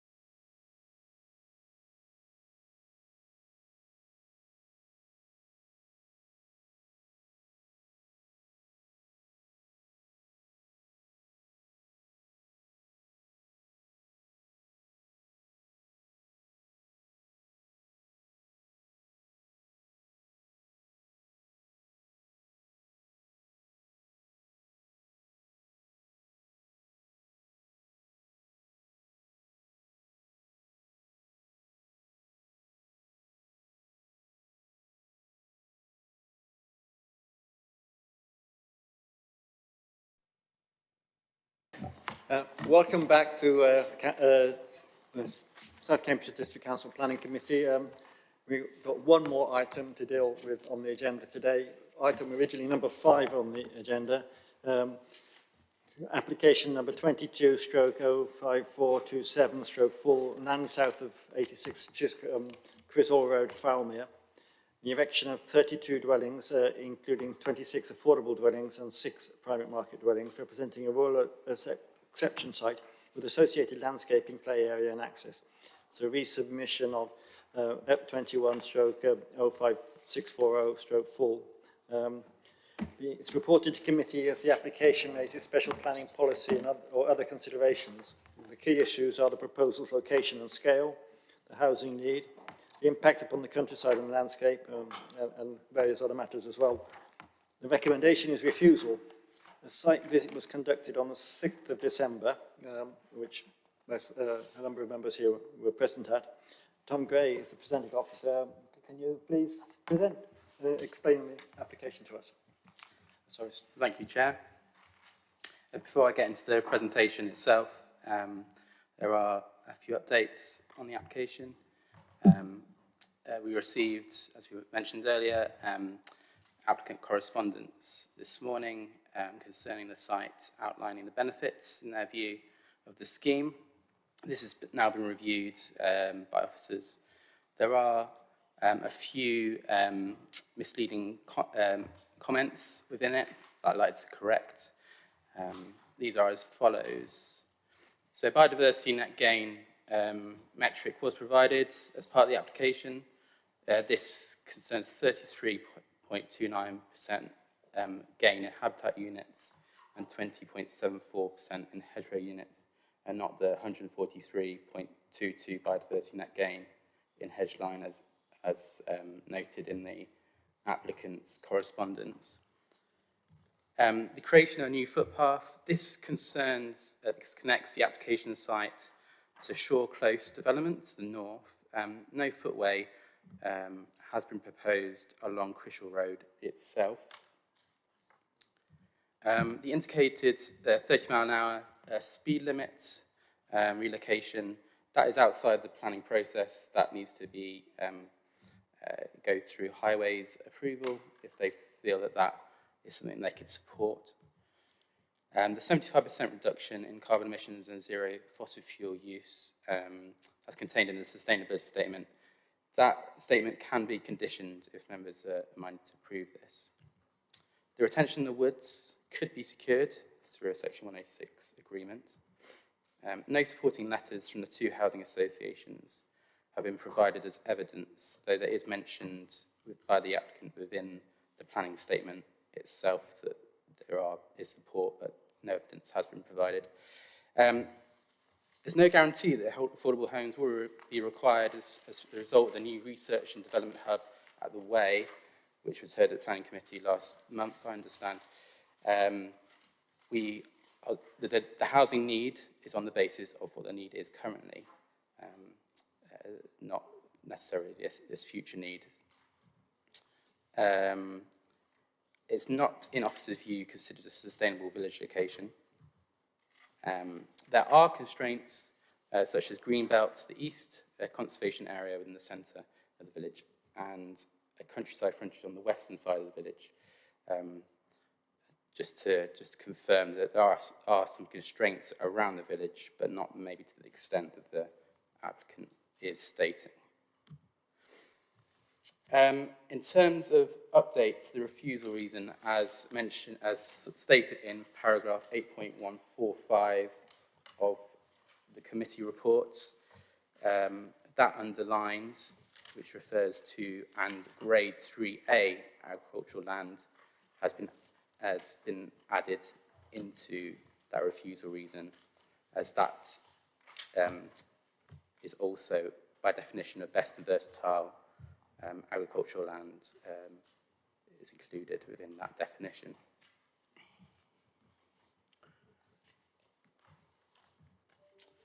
So, in terms of the planning application, this is the application site marked in red. There is a change my cursor.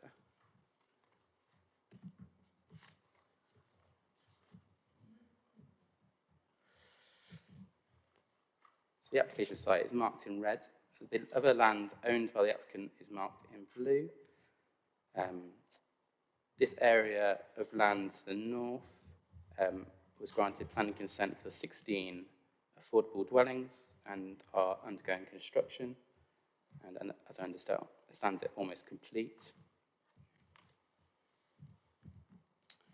Here is a Google image showing those 16 affordable homes to the north.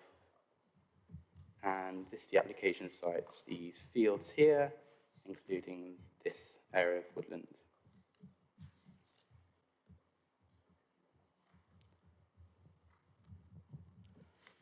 In terms of site constraints themselves, the application site is outside the development framework, and approximately 100 metres from this black dashed line, which is the development framework. There are tree preservation orders on site to the front of the site and also to the rear of the site. There are some surface water flood risk issues. It is in flood zone 1, the lowest degree of flood risk, and it does encompass the best and most versatile agricultural land. To the east, on the opposite side of Crishall Road, is greenbelt land.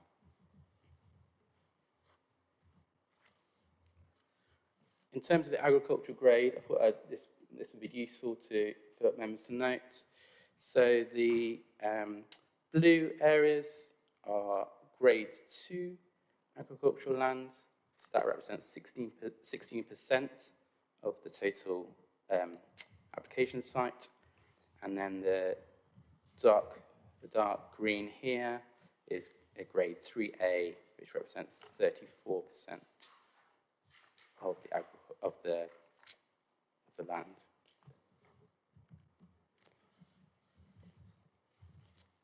So this is the proposed site plan. Access would be gained from Crishall Road itself for car users. There would be a footpath for pedestrian users connecting to the north. The development would comprise 26 affordable dwellings and six market homes.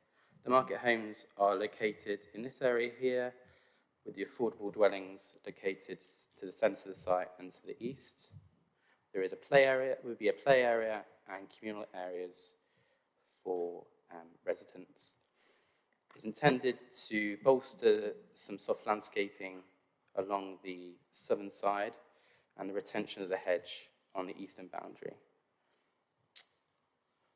It is also proposed to retain the area of woodland to the west.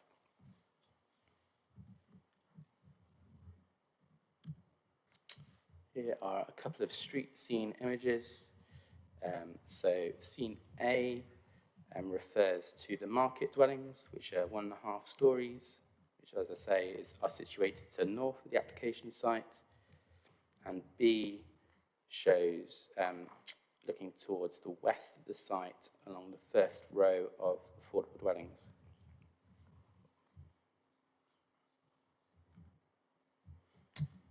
Here's a proposed 10-year plan showing the market dwellings and the affordable.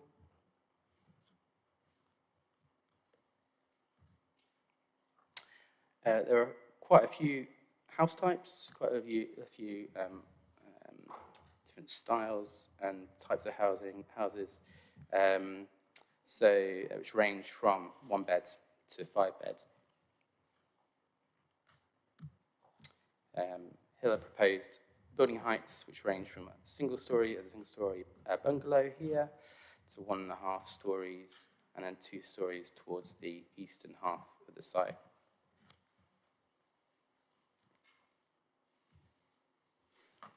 In terms of parking, there's a mixture of on-plot parking and some allocated on-road parking, which are situated in between some soft landscaping. There's also some visitor parking as marked by the blue areas.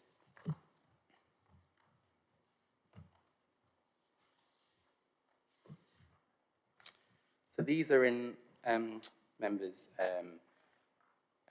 presentation packs, just a mixture of what the examples of different, the proposed elevations and floor plans of the houses. So we've only got examples of 4, but if members do wish to see more, I can show you.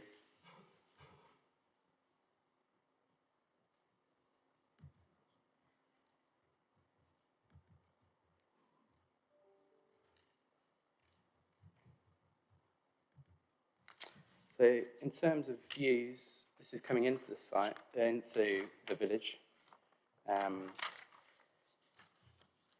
And the application site is this area here. And you can just see on the left-hand side, sort of the retained area of woodland here. There is some hedging along this area, but as it is existing, it is fairly sparse in terms of the vegetation along this southern edge. Here's another view through the hedge line towards the application site.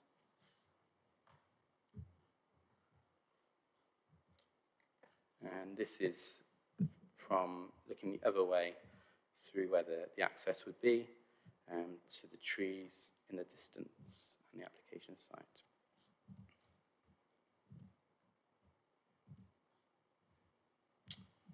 So the main considerations are the principle of development in terms of its location and scale.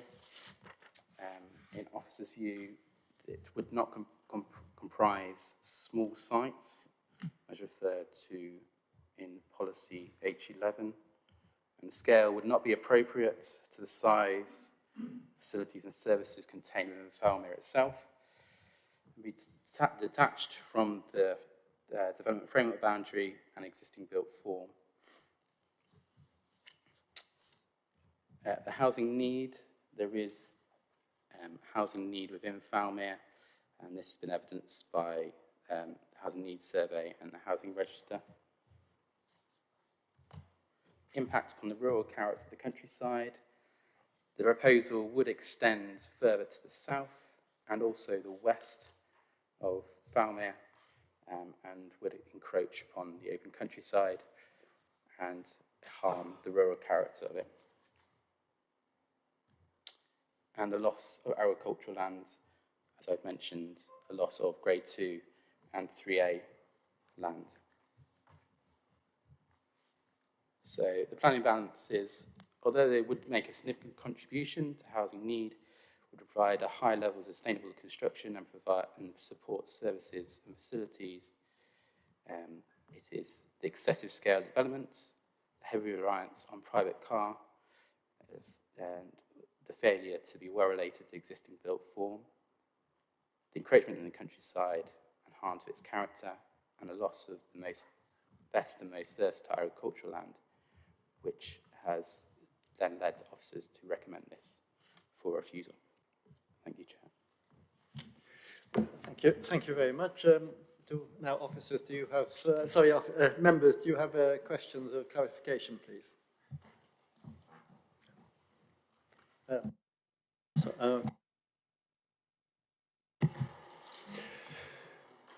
Thank you, Chair.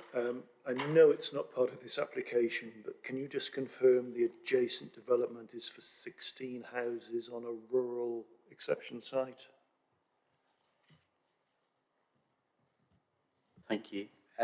Yes, it is. It's 16 dwellings. It is an entry-level exception site. However, the agreement, the Section 106 agreement,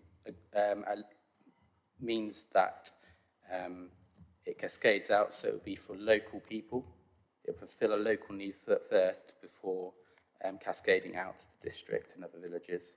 So it has a similar setup to a rural exception site in terms of ensuring that those with local connection needs are met first. Councillor Williams.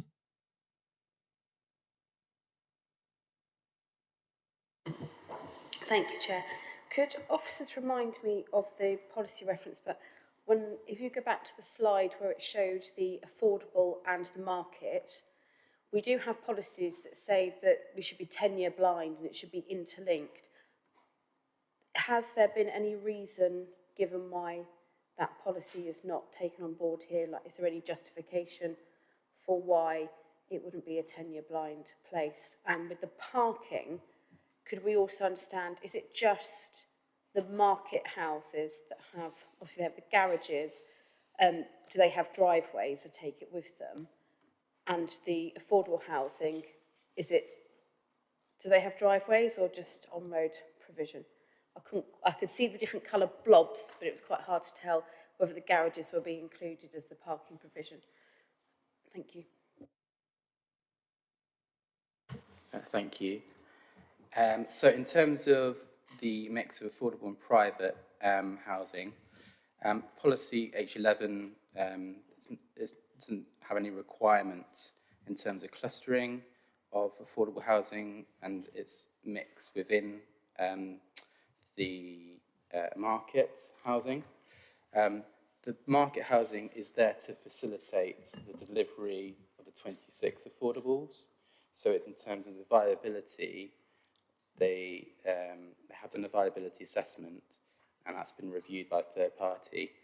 And the conclusion is that 6 market houses are needed to facilitate that 26 affordables.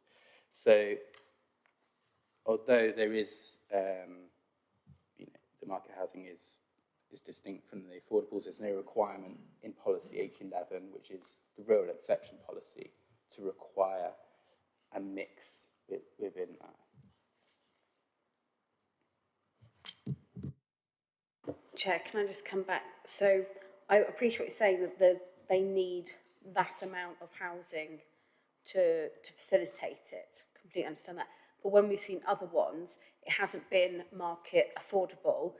Those market dwellings are there, but they are sort of pepper potted through the site. So I appreciate what you're saying about, yeah, it's more about the fact that they're so distinctly separate. If you could just clarify why this is different, if this is acceptable. Because obviously we normally strive for 10-year blind, and the other things about the parking. Yes, thank you. So I think you're referring to policy H10, which talks about affordables when there's a market housing-led scheme, and that you're absolutely right, that would be needed to be 10-year blind. This is an affordable rural exception site, so there's not that requirement for this in this instance. In terms of the parking, just show that again. So the market housing do have garages and allocated parking spaces within their plots. The affordable dwellings, the majority of them have on-site parking, and some do have on-road parking as well, instead of on-plot parking. There's also some visitor parking as well.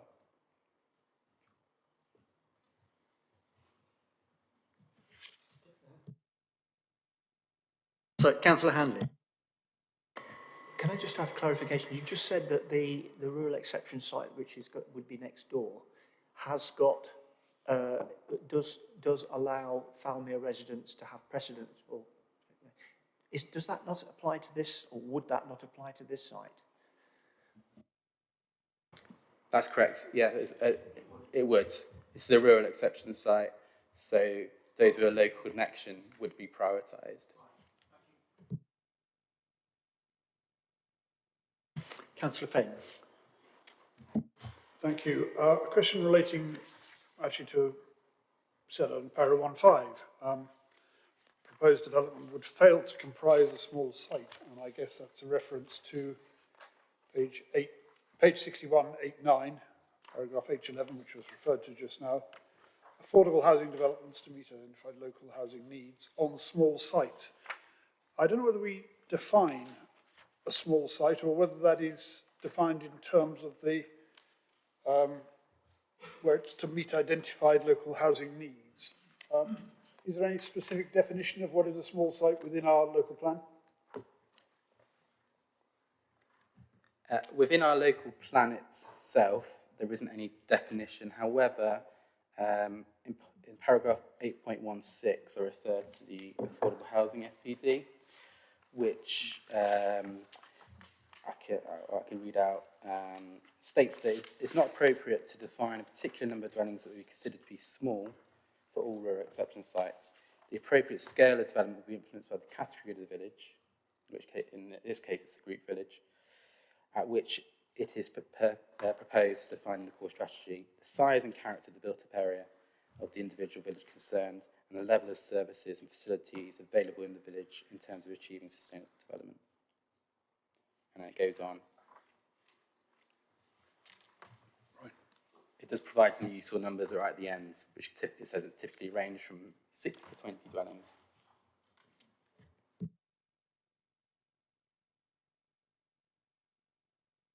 Councillor Harvey. Thank you. Right, I think you almost answered the question, but I think we're sort of more used to seeing rural exception sites sort of abutting and contiguous with the existing development framework. But is that, provided it satisfies what you were just describing in terms of proximity to services and sustainability, that there's no, I mean, it could literally be anywhere, provided it satisfies those concerns. The policy H11 refers to, so it is, in the main body of that, it says affordable housing developments to meet identified local housing needs on small sites adjoining development framework.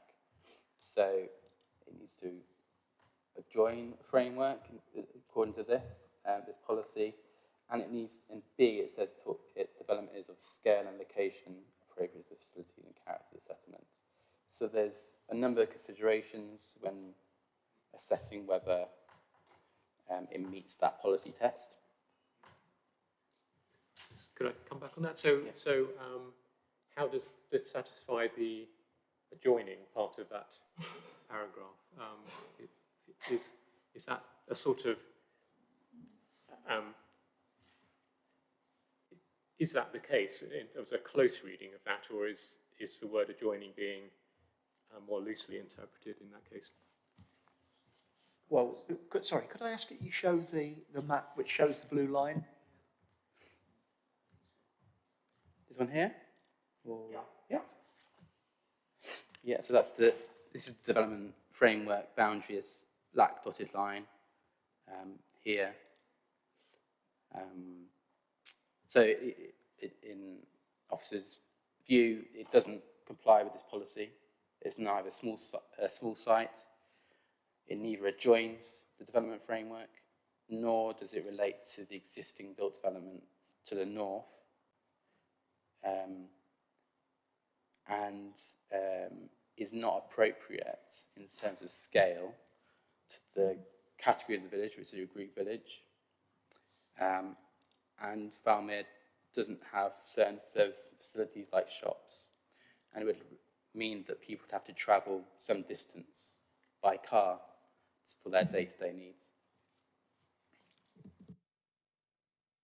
Can I ask on the question? On the, oh, sorry. Catherine Williams, no, you go first, come on. I normally end up finished. Thank you. So I've got the local plan open here on H11D. It says that affordable houses are secured for occupation by those in housing need in perpetuity. I'm just wondering how that works given in paragraph 8.42, some of the rent to buy properties. If we could just have some explanation about how that would, obviously rent to buy is new, and I think we're all supportive of the concept, but how does it work in this situation? So that rent to buy refers to the 16 dwellings to the north, That was allowed because it came in as an entry-level exception site. So it's still the case that it'll be for local connection first in that case, in the 16 dwellings scheme. But the rent to buy will obviously eventually go onto market housing, so it's not in perpetuity. In the case of this application, it would be in perpetuity because it would be shared ownership, which we control to ensure that applicants can't have more than 80%, can't have more than 80% of their own more than 80% of their property, and the affordable rent will obviously be in perpetuity as well. I'm trying to look at the comparison with the existing house application, which has been approved and which is being developed at the moment, and comparing it with this one. In terms of the criteria for the 16 dwelling site, would you regard the difference in the context that it is adjoining, it appears to be adjoining the development framework, even though it's on the other side of the road, and the fact that it's, even though it's outside the development framework, it is surrounded by development on virtually on all sides. And there's a house on the, would that be key issue in why you will make a different decision in that case and in this case, in terms of meeting the policy requirements?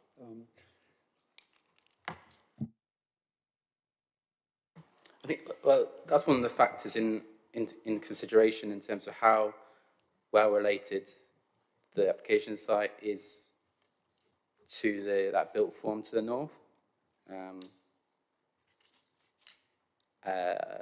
I wouldn't say if it, in officer's view, it's not well related, but members can obviously take a different view in that.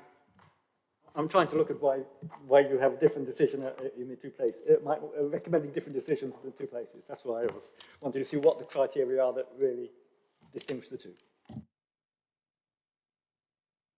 I think the main thing for me is the scale of development, irrespective of how well related it is. 32 houses is a significant amount for a Greek village of this nature. Thank you. Thank you. So, I don't see any more questions. No, thank you very much. Okay. We now move on to the public speakers. Because there's a recommendation for refusal, we commence with the objector. Would Sally Roskilly please come? You have 3 minutes to present your view. We'll warn you if you are likely to exceed it.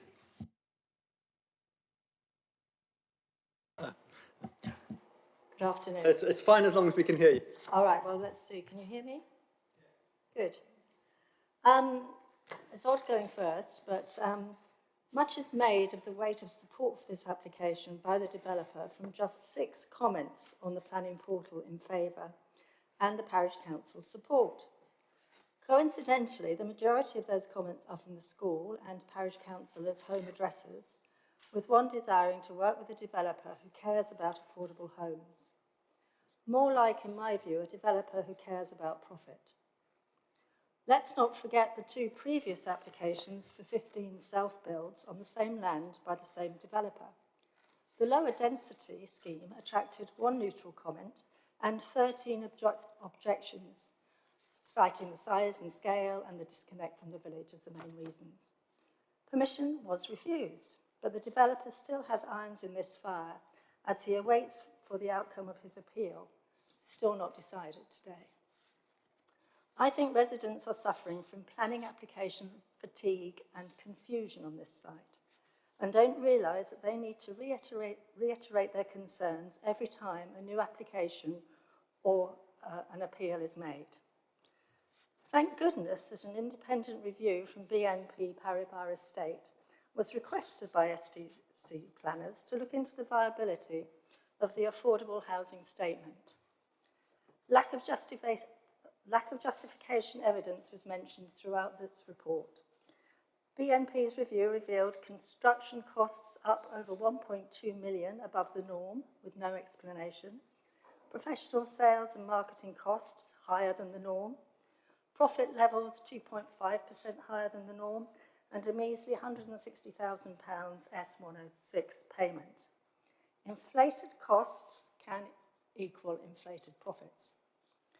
Would the developer have upped the S106 to over £630,000 if BNP's appraisal had not pointed out that this development for the 32 houses would provide a surplus of over £500,000 against the viability benchmark? I don't think so.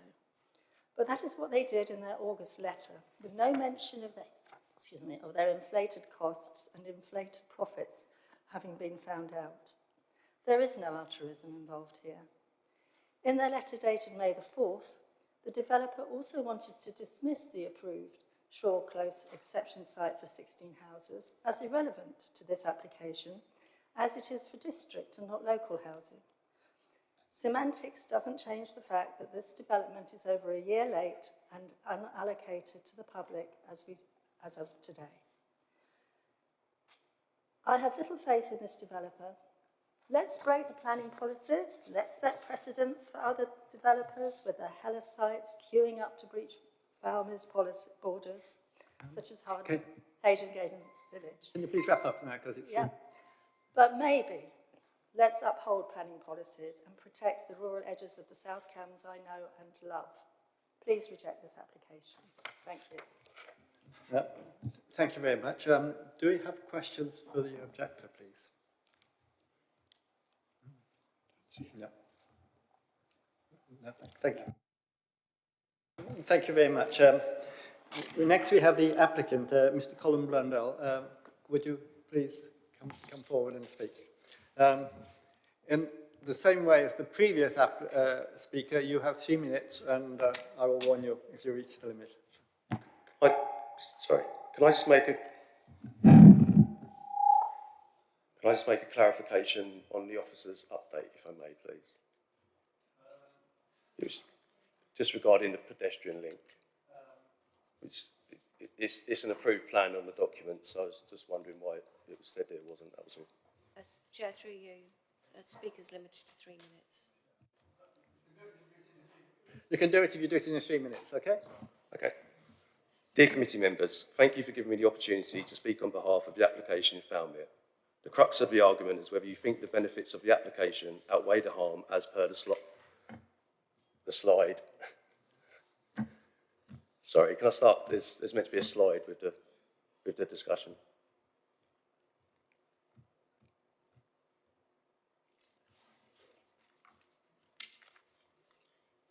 Thank you. Start again. Thank you. The crux of the argument is whether you think the benefits of the application outweigh the harm as per the slide.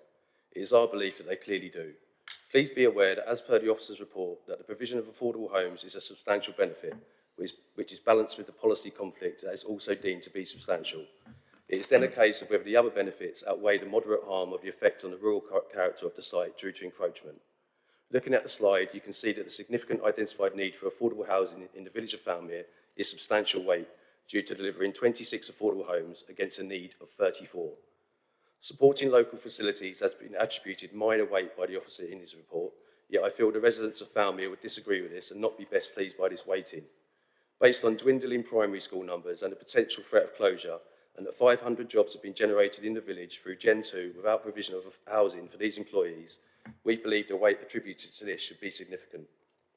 The fact that development is zero carbon and would be the only such development on a rural exception site in the UK carries significant weight as opposed to minor weight given by the officer. The fact, as per the report, that there are no alternative sites in the village, either inside or outside the framework, that will provide any number of affordable homes in the foreseeable future is a material consideration that carries significant weight. It is disappointing that the officer has chosen not to include this weight in his planning balance.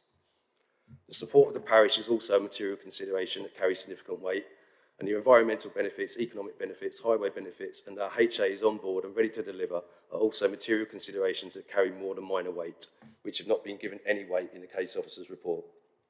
On the other side of the scale, the 32 dwellings is deemed to be excessive, Yet the number of units is based on an identified need and the fact that there are no alternative sites to take care of this need. Recent appeals in the last few months in Fladbury, Hallow and Dorset have allowed rural exception sites of 40, 34 and 28 units under local policy and the NPPF under the definition of a small site. This was based on the inspectors concluding that a 9% increase in the housing stock was proportionate to the settlement and therefore fell within the scope of a small site. This proposal would result in a 5.6% increase in the housing stock. To note, those appeals were in villages with smaller populations and less facilities than Falmere, so the definition of small site would be applied irrespective of the settlement hierarchy, whether it be an infill village or a rural centre. Locally, a rural exception site was permitted and completed in 2012 in Barrington for 39 units. This scheme is advertised on the council's website as an example of what a rural exception site should be, along with the scheme in Foxton. Barrington is a group village with 350 houses at the time of planning, resulting in an 11% increase in the settlement. Barrington was granted permission by councillors despite being a departure from the development plan in reference to scale and the character of the village, on the basis that it provided affordable housing to meet an identified local need. In regard to... I've got about 30 seconds, sorry. In regard to the location and not being adjacent to the framework, 3 very recent schemes have been granted permission on the same basis in Foxton, Newton and Fulbourn. 2 of these sites were also in the Greenbelt, but were judged to be in the spirit of the policy up to 70 metres from the framework. Can you please? Our site is 100 metres. Both the NPPF and the Emerging Local Plan refer to sites being adjacent to the settlement, not the framework, which this site clearly is. Thank you. Thank you. Do we have any questions for the developer, please? Councillor Wood.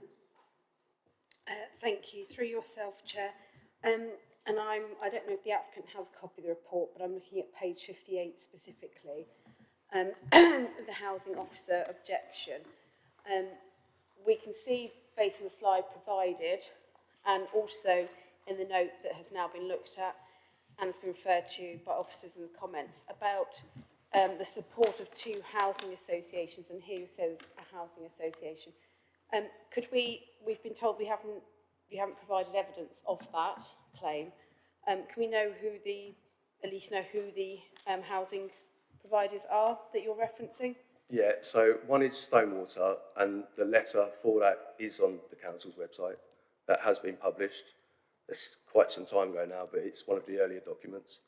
They also have delivered the site next door, so they're on board to deliver this. And the other one is MTVH, which I think we delivered correspondence against the officer, but maybe not the letter, but we did mention it in a recent correspondence. But the letter from Stonewater is in the application. Any further questions? Don't see any. I've got a copy of the letter if you...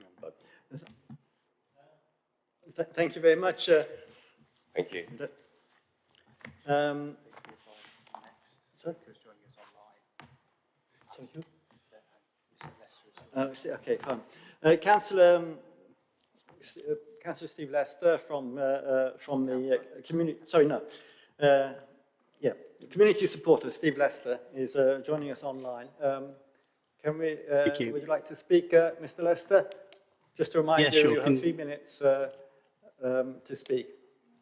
Okay, great. As long as can you just confirm you can hear me? Yes, we can hear you. Thank you. Super. Thank you. Thank you for the opportunity to speak supporting the planning application.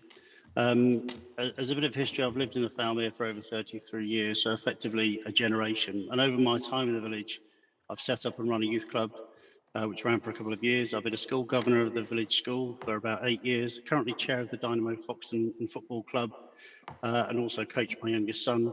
I'm a committee member of the newly formed Family Community Events, which we set up Jubilee celebrations, coronation celebrations, and have the Santa tractor thing this weekend. And I also help with the data, gathering data for the community oil buying scheme that we have in the village. So just as a bit of background to say kind of the stuff that I've done in the village and my involvement with it. Over the years, I think there have been massive changes in people's lives. Probably some of the biggest things has been the cost of living, technology, family dynamics, and working habits, which working habits have changed dramatically given COVID recently. my main reason to support this particular thing is to try and prevent the village from what I consider to be a bit of stagnation happening. I know many people understand what that means, or fossilisation other people use, and most people know what that means. But from my story, and actually I feel that I myself are part of the problem. Just to give you a bit of history, I moved into the village, said years ago, had children in the village. They've grown up going through the school, and for greater or lesser extents, we've actually been involved in supporting many of the businesses. The shop that used to be in the village, the post office used to be in the village, and the pubs that used to be in the village that are now moved down to one. My daughter's at university, she worked in a local pub, and my son actually works in a business in the village, Iron Science. Although he splits his time between myself and his mum, who lives northwest of Cambridge, when he tends to stay with us, he always walks to work when he stays with me, which is using sustainable means.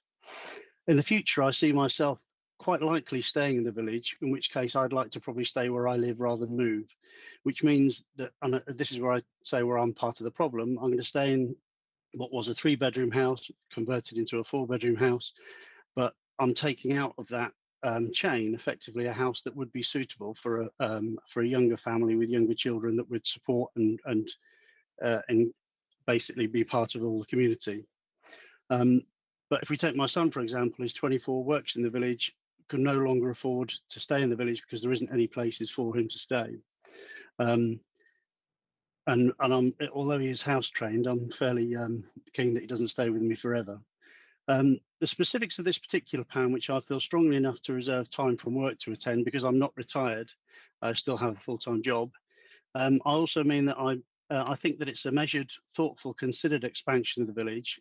What I think about the development plot near the edge of the village brings into state the village hall, which is, of course, yes, thank you very much. I think access to the estate seems logical. The fact that there are 26 affordable houses should hopefully help the fact that children who have grown up in the village and want to stay in the village may have that opportunity in the future. In summary, having more housing stock within the village is well considered, well thought out, laid out spaces with green spaces for children and happily safely play will allow me to live out my sunshine years and finally pop my clogs in my own home as I enjoy it. Thank you.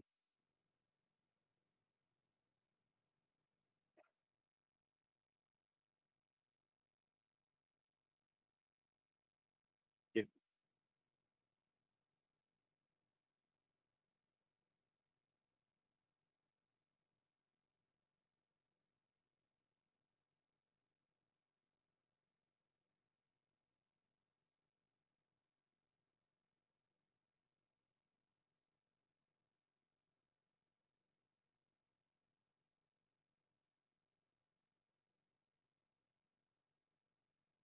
Solicitor and recently retired examining inspector for nationally significant infrastructure projects.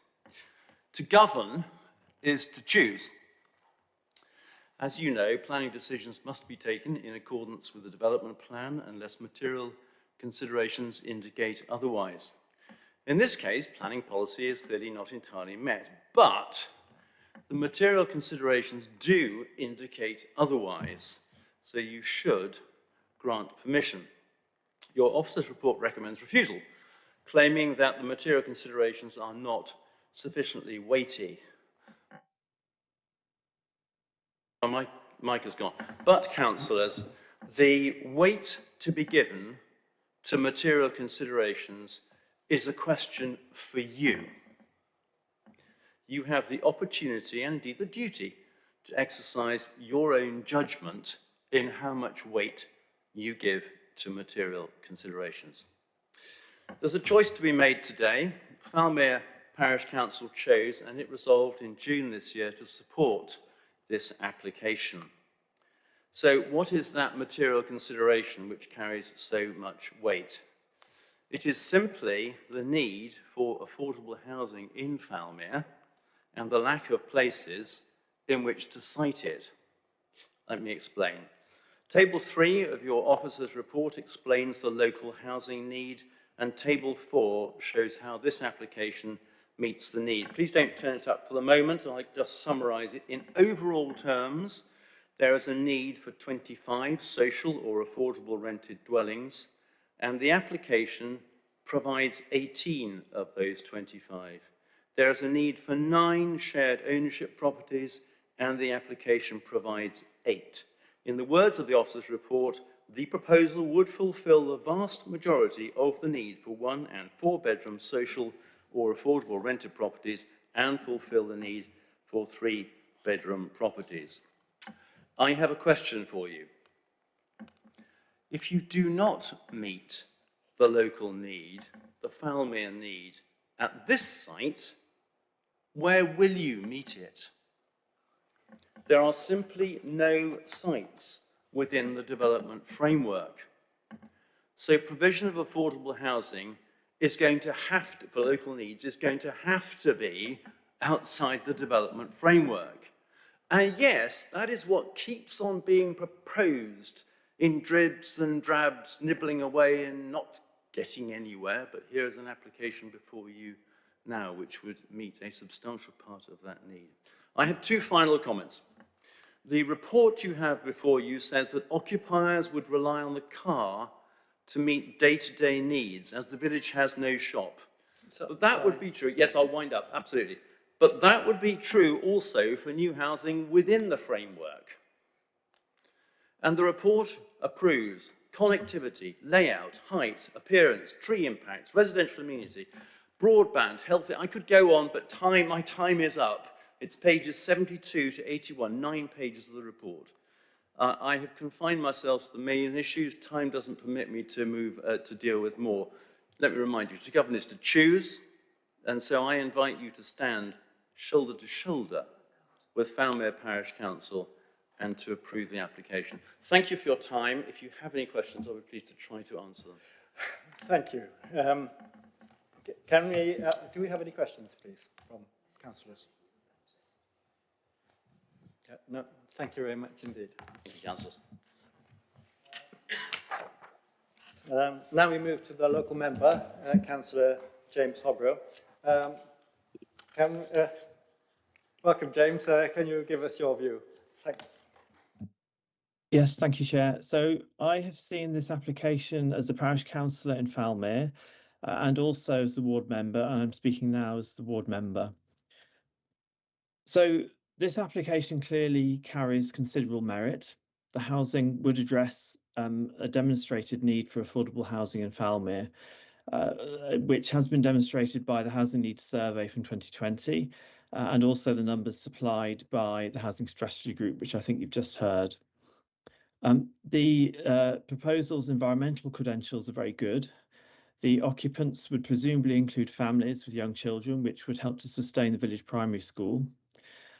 Although this site is on the edge of the village, at some distance to most amenities, it's close to the village hall, it's close to the recreational ground and a children's playground, so it's close to some facilities. However, the scale of the proposal is very large for a village the size of Falmere. So what I mean by very large is that it is over twice the size of the largest number of houses exceptionally allowable under policy S10 in a group village. Falmere's ability to sustain larger developments is limited by its poor connectivity, with sustainable transport currently limited to a bus service to Cambridge at only 2-hourly intervals.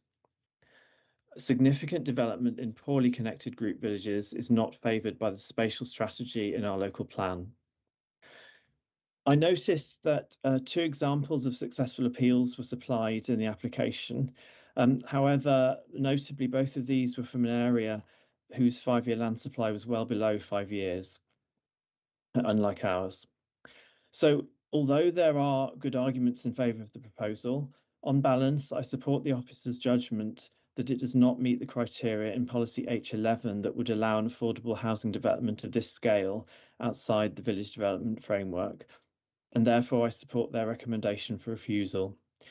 However, I would point out that recent development in Falmere has included very little affordable housing, and that it is very important that we do find a strategy to meet this need with high quality affordable accommodation. This applies across the district, but in particular, I'm highlighting the fact that it must apply in group villages such as Falmere. Thank you very much.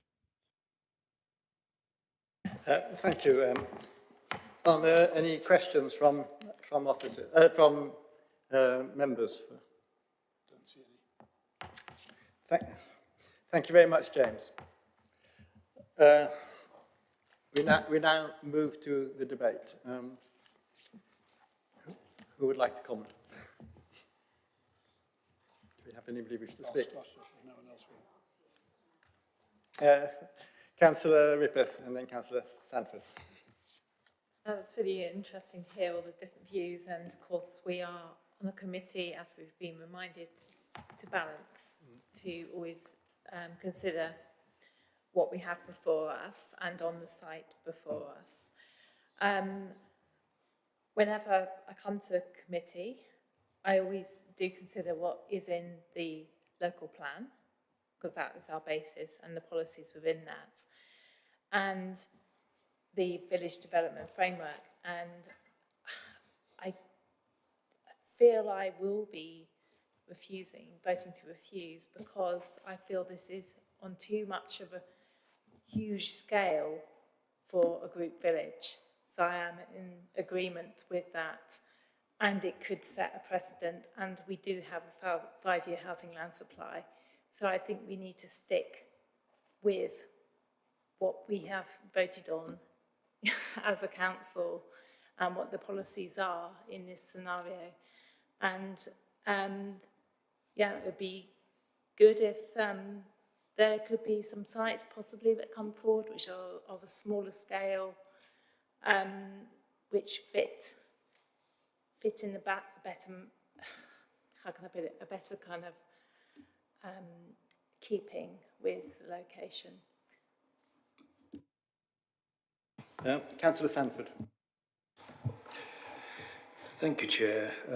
I also share the officer's concern about the size of the development on a small group village. I believe the population of Falmere is about 1,000, and adding almost 50 houses, 16 plus 32, seems excessive given the poor transport connectivity, lack of local facilities, and the development just seems to be creeping down the main road there. You might use the phrase concreting over South Cambridgeshire if you were so inclined. The other concern is obviously the loss of prime agricultural land. This time food security is becoming more and more an issue, and I think maybe the landowner should consider using it for crops of some sort rather than more housing. So on balance, noting the perceived need for affordable housing, some of which will be addressed next door by the 16-house development, but on balance, I think I will go with the officer's recommendation. Thank you. Do we have other questions or comments? Come on, Heather. Heather Williams, Councillor. Thank you, Chair. No thank you to the noise. So, as others have mentioned, yes, planning is a balance, and I think those of us that have sat on committee, many of us for many years now, know that. And there is no perfect site, there is no perfect application. Quite often we're dealing with trade-offs, and this is the classic example of, yes, there is merits, we know there needs affordable housing, but equally, you know, the scale and the recommendation we've got in front of us. So, for me, it is a lot of houses on that site where it is for an exception site. Now, I realise there's been other applications referenced, but every site must be determined on its own merits in what we see in front of us. And there are very different views between different villages, and actually that's something that makes South Cambridgeshire a fantastic place, is that a lot of the villages have their own identity, their own quirks, their things that work for them and things that don't.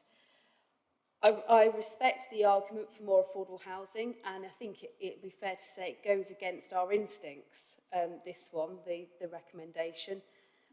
because that's something that many in our patches we struggle and look for. But it is a balance, and while the affordable housing is laudable, it's not the only factor in play. And 32 dwellings is a lot for an exception site, and particularly where this exception site would be as well, so far down throughout the village. And then we do also have the fact that there's grade 3A and grade 2 agricultural land, which is something that we do have to play into consideration as well. That is material, and once that land is gone, it's gone forever, basically. So the affordable argument has been run well, but it's not enough for me to overturn the officer recommendation of refusal, and so I will be voting with the officer's recommendation. Do we have any other comments? So, Peter Fane, Councillor Fane. Thank you, Chair. I wonder if I could ask for the planning balance that we referred to be put up on the screen again, please. It seems to be the key to deciding this one.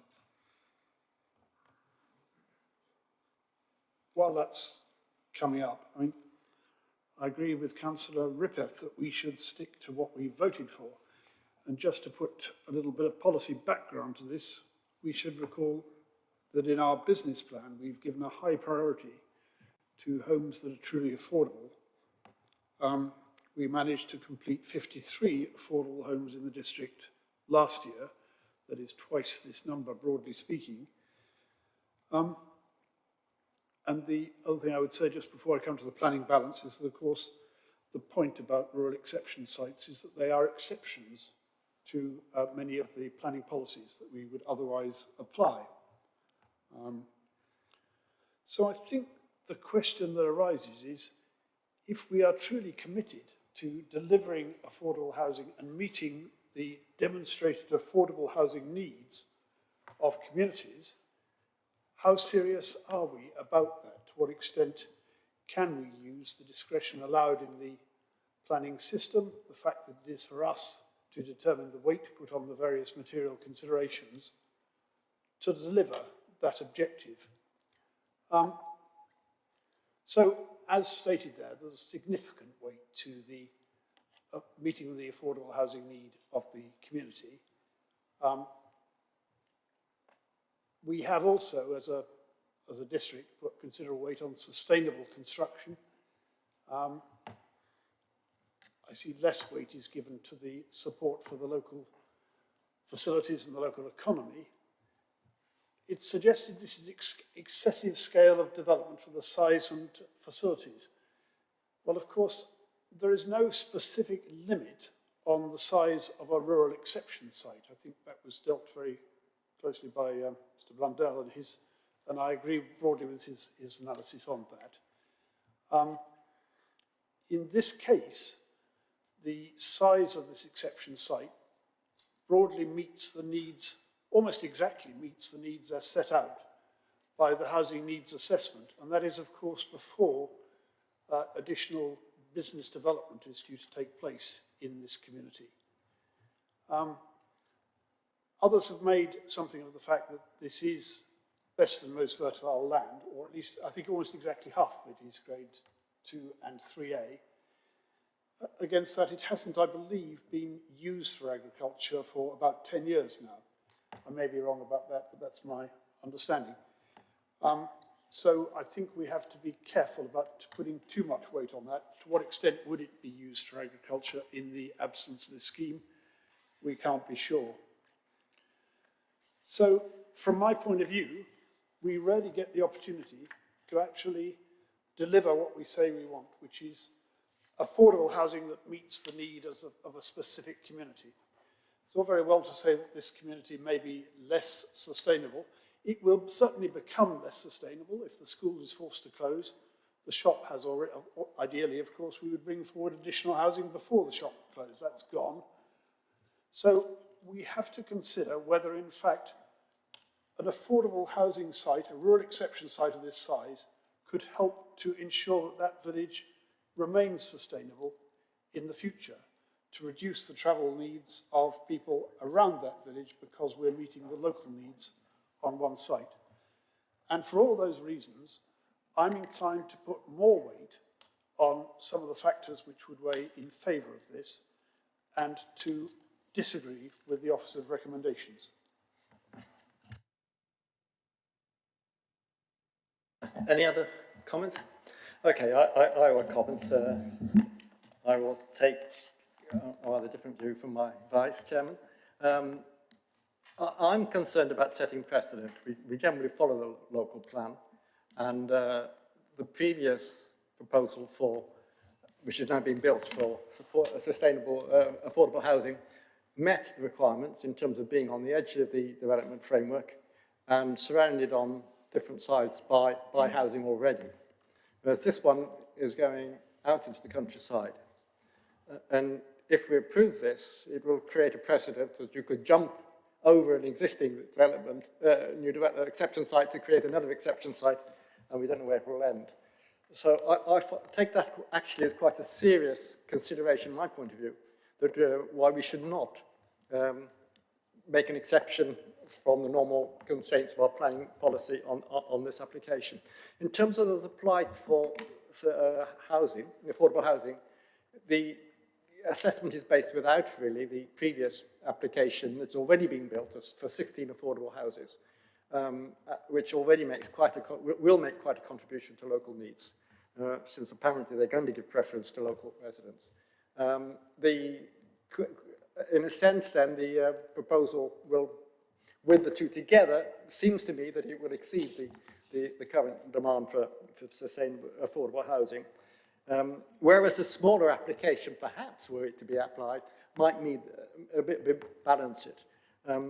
And that's, so my general view is that the officer's view, that this is, I think, undoubtedly quite a large application, that you cannot, I know there's going to be an increase in the number of employment with the new Gen 2 site, but we can't tie the residence of this to the new employment site.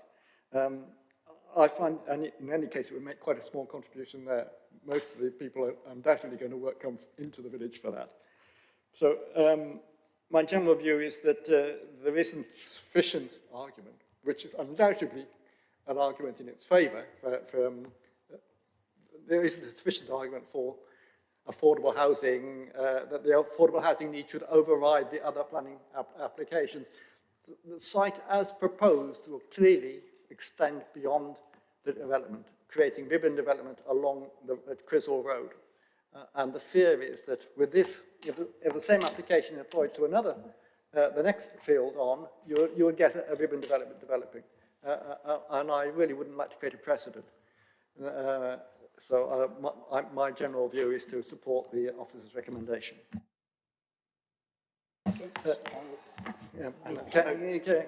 Councillor? Councillor Ripley. I really feel like Councillor Hanley should have a first crack at this, because I've spoken already. It's really just to support what you, Chair, you've just said, actually. I don't like the idea of an exception site being tacked on to another exception site and spreading along a road into countryside. It doesn't feel right to me. And I take all of the arguments about affordable houses and so on, but this just does not feel right. It feels too big, and it feels in the wrong place.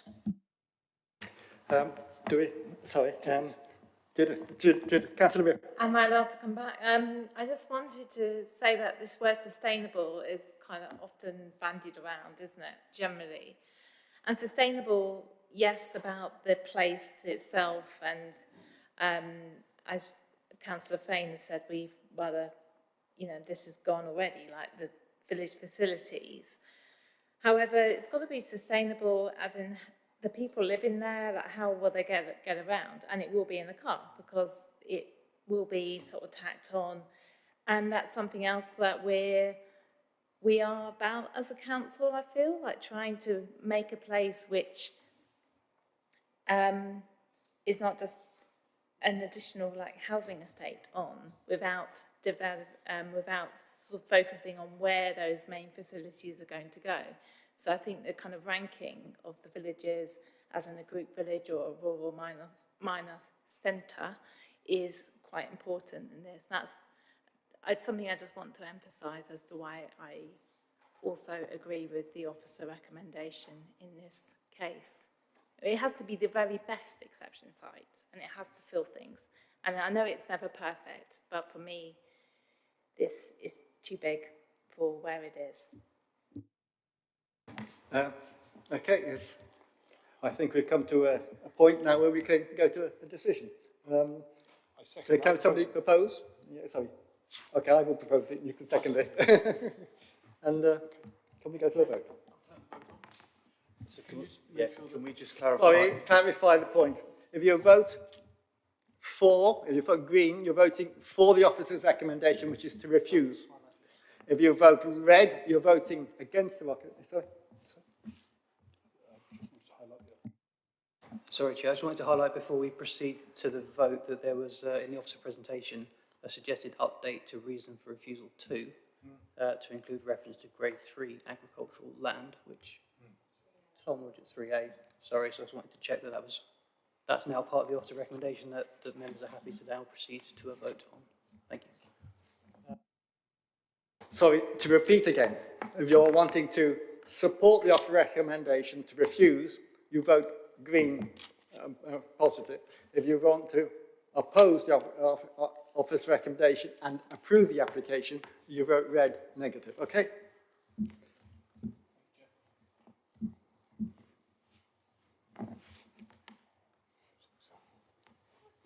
Just look up in a second. That is everybody. So that's 8 votes in support of the officer recommendation to refuse and 1 vote against the officer recommendation to approve. So that is refused. Thank you, Chair. Thank you very much indeed. The next meeting of the committee will be next Monday, the 18th of December. Thank you very much until then. Goodbye, and I close the meeting.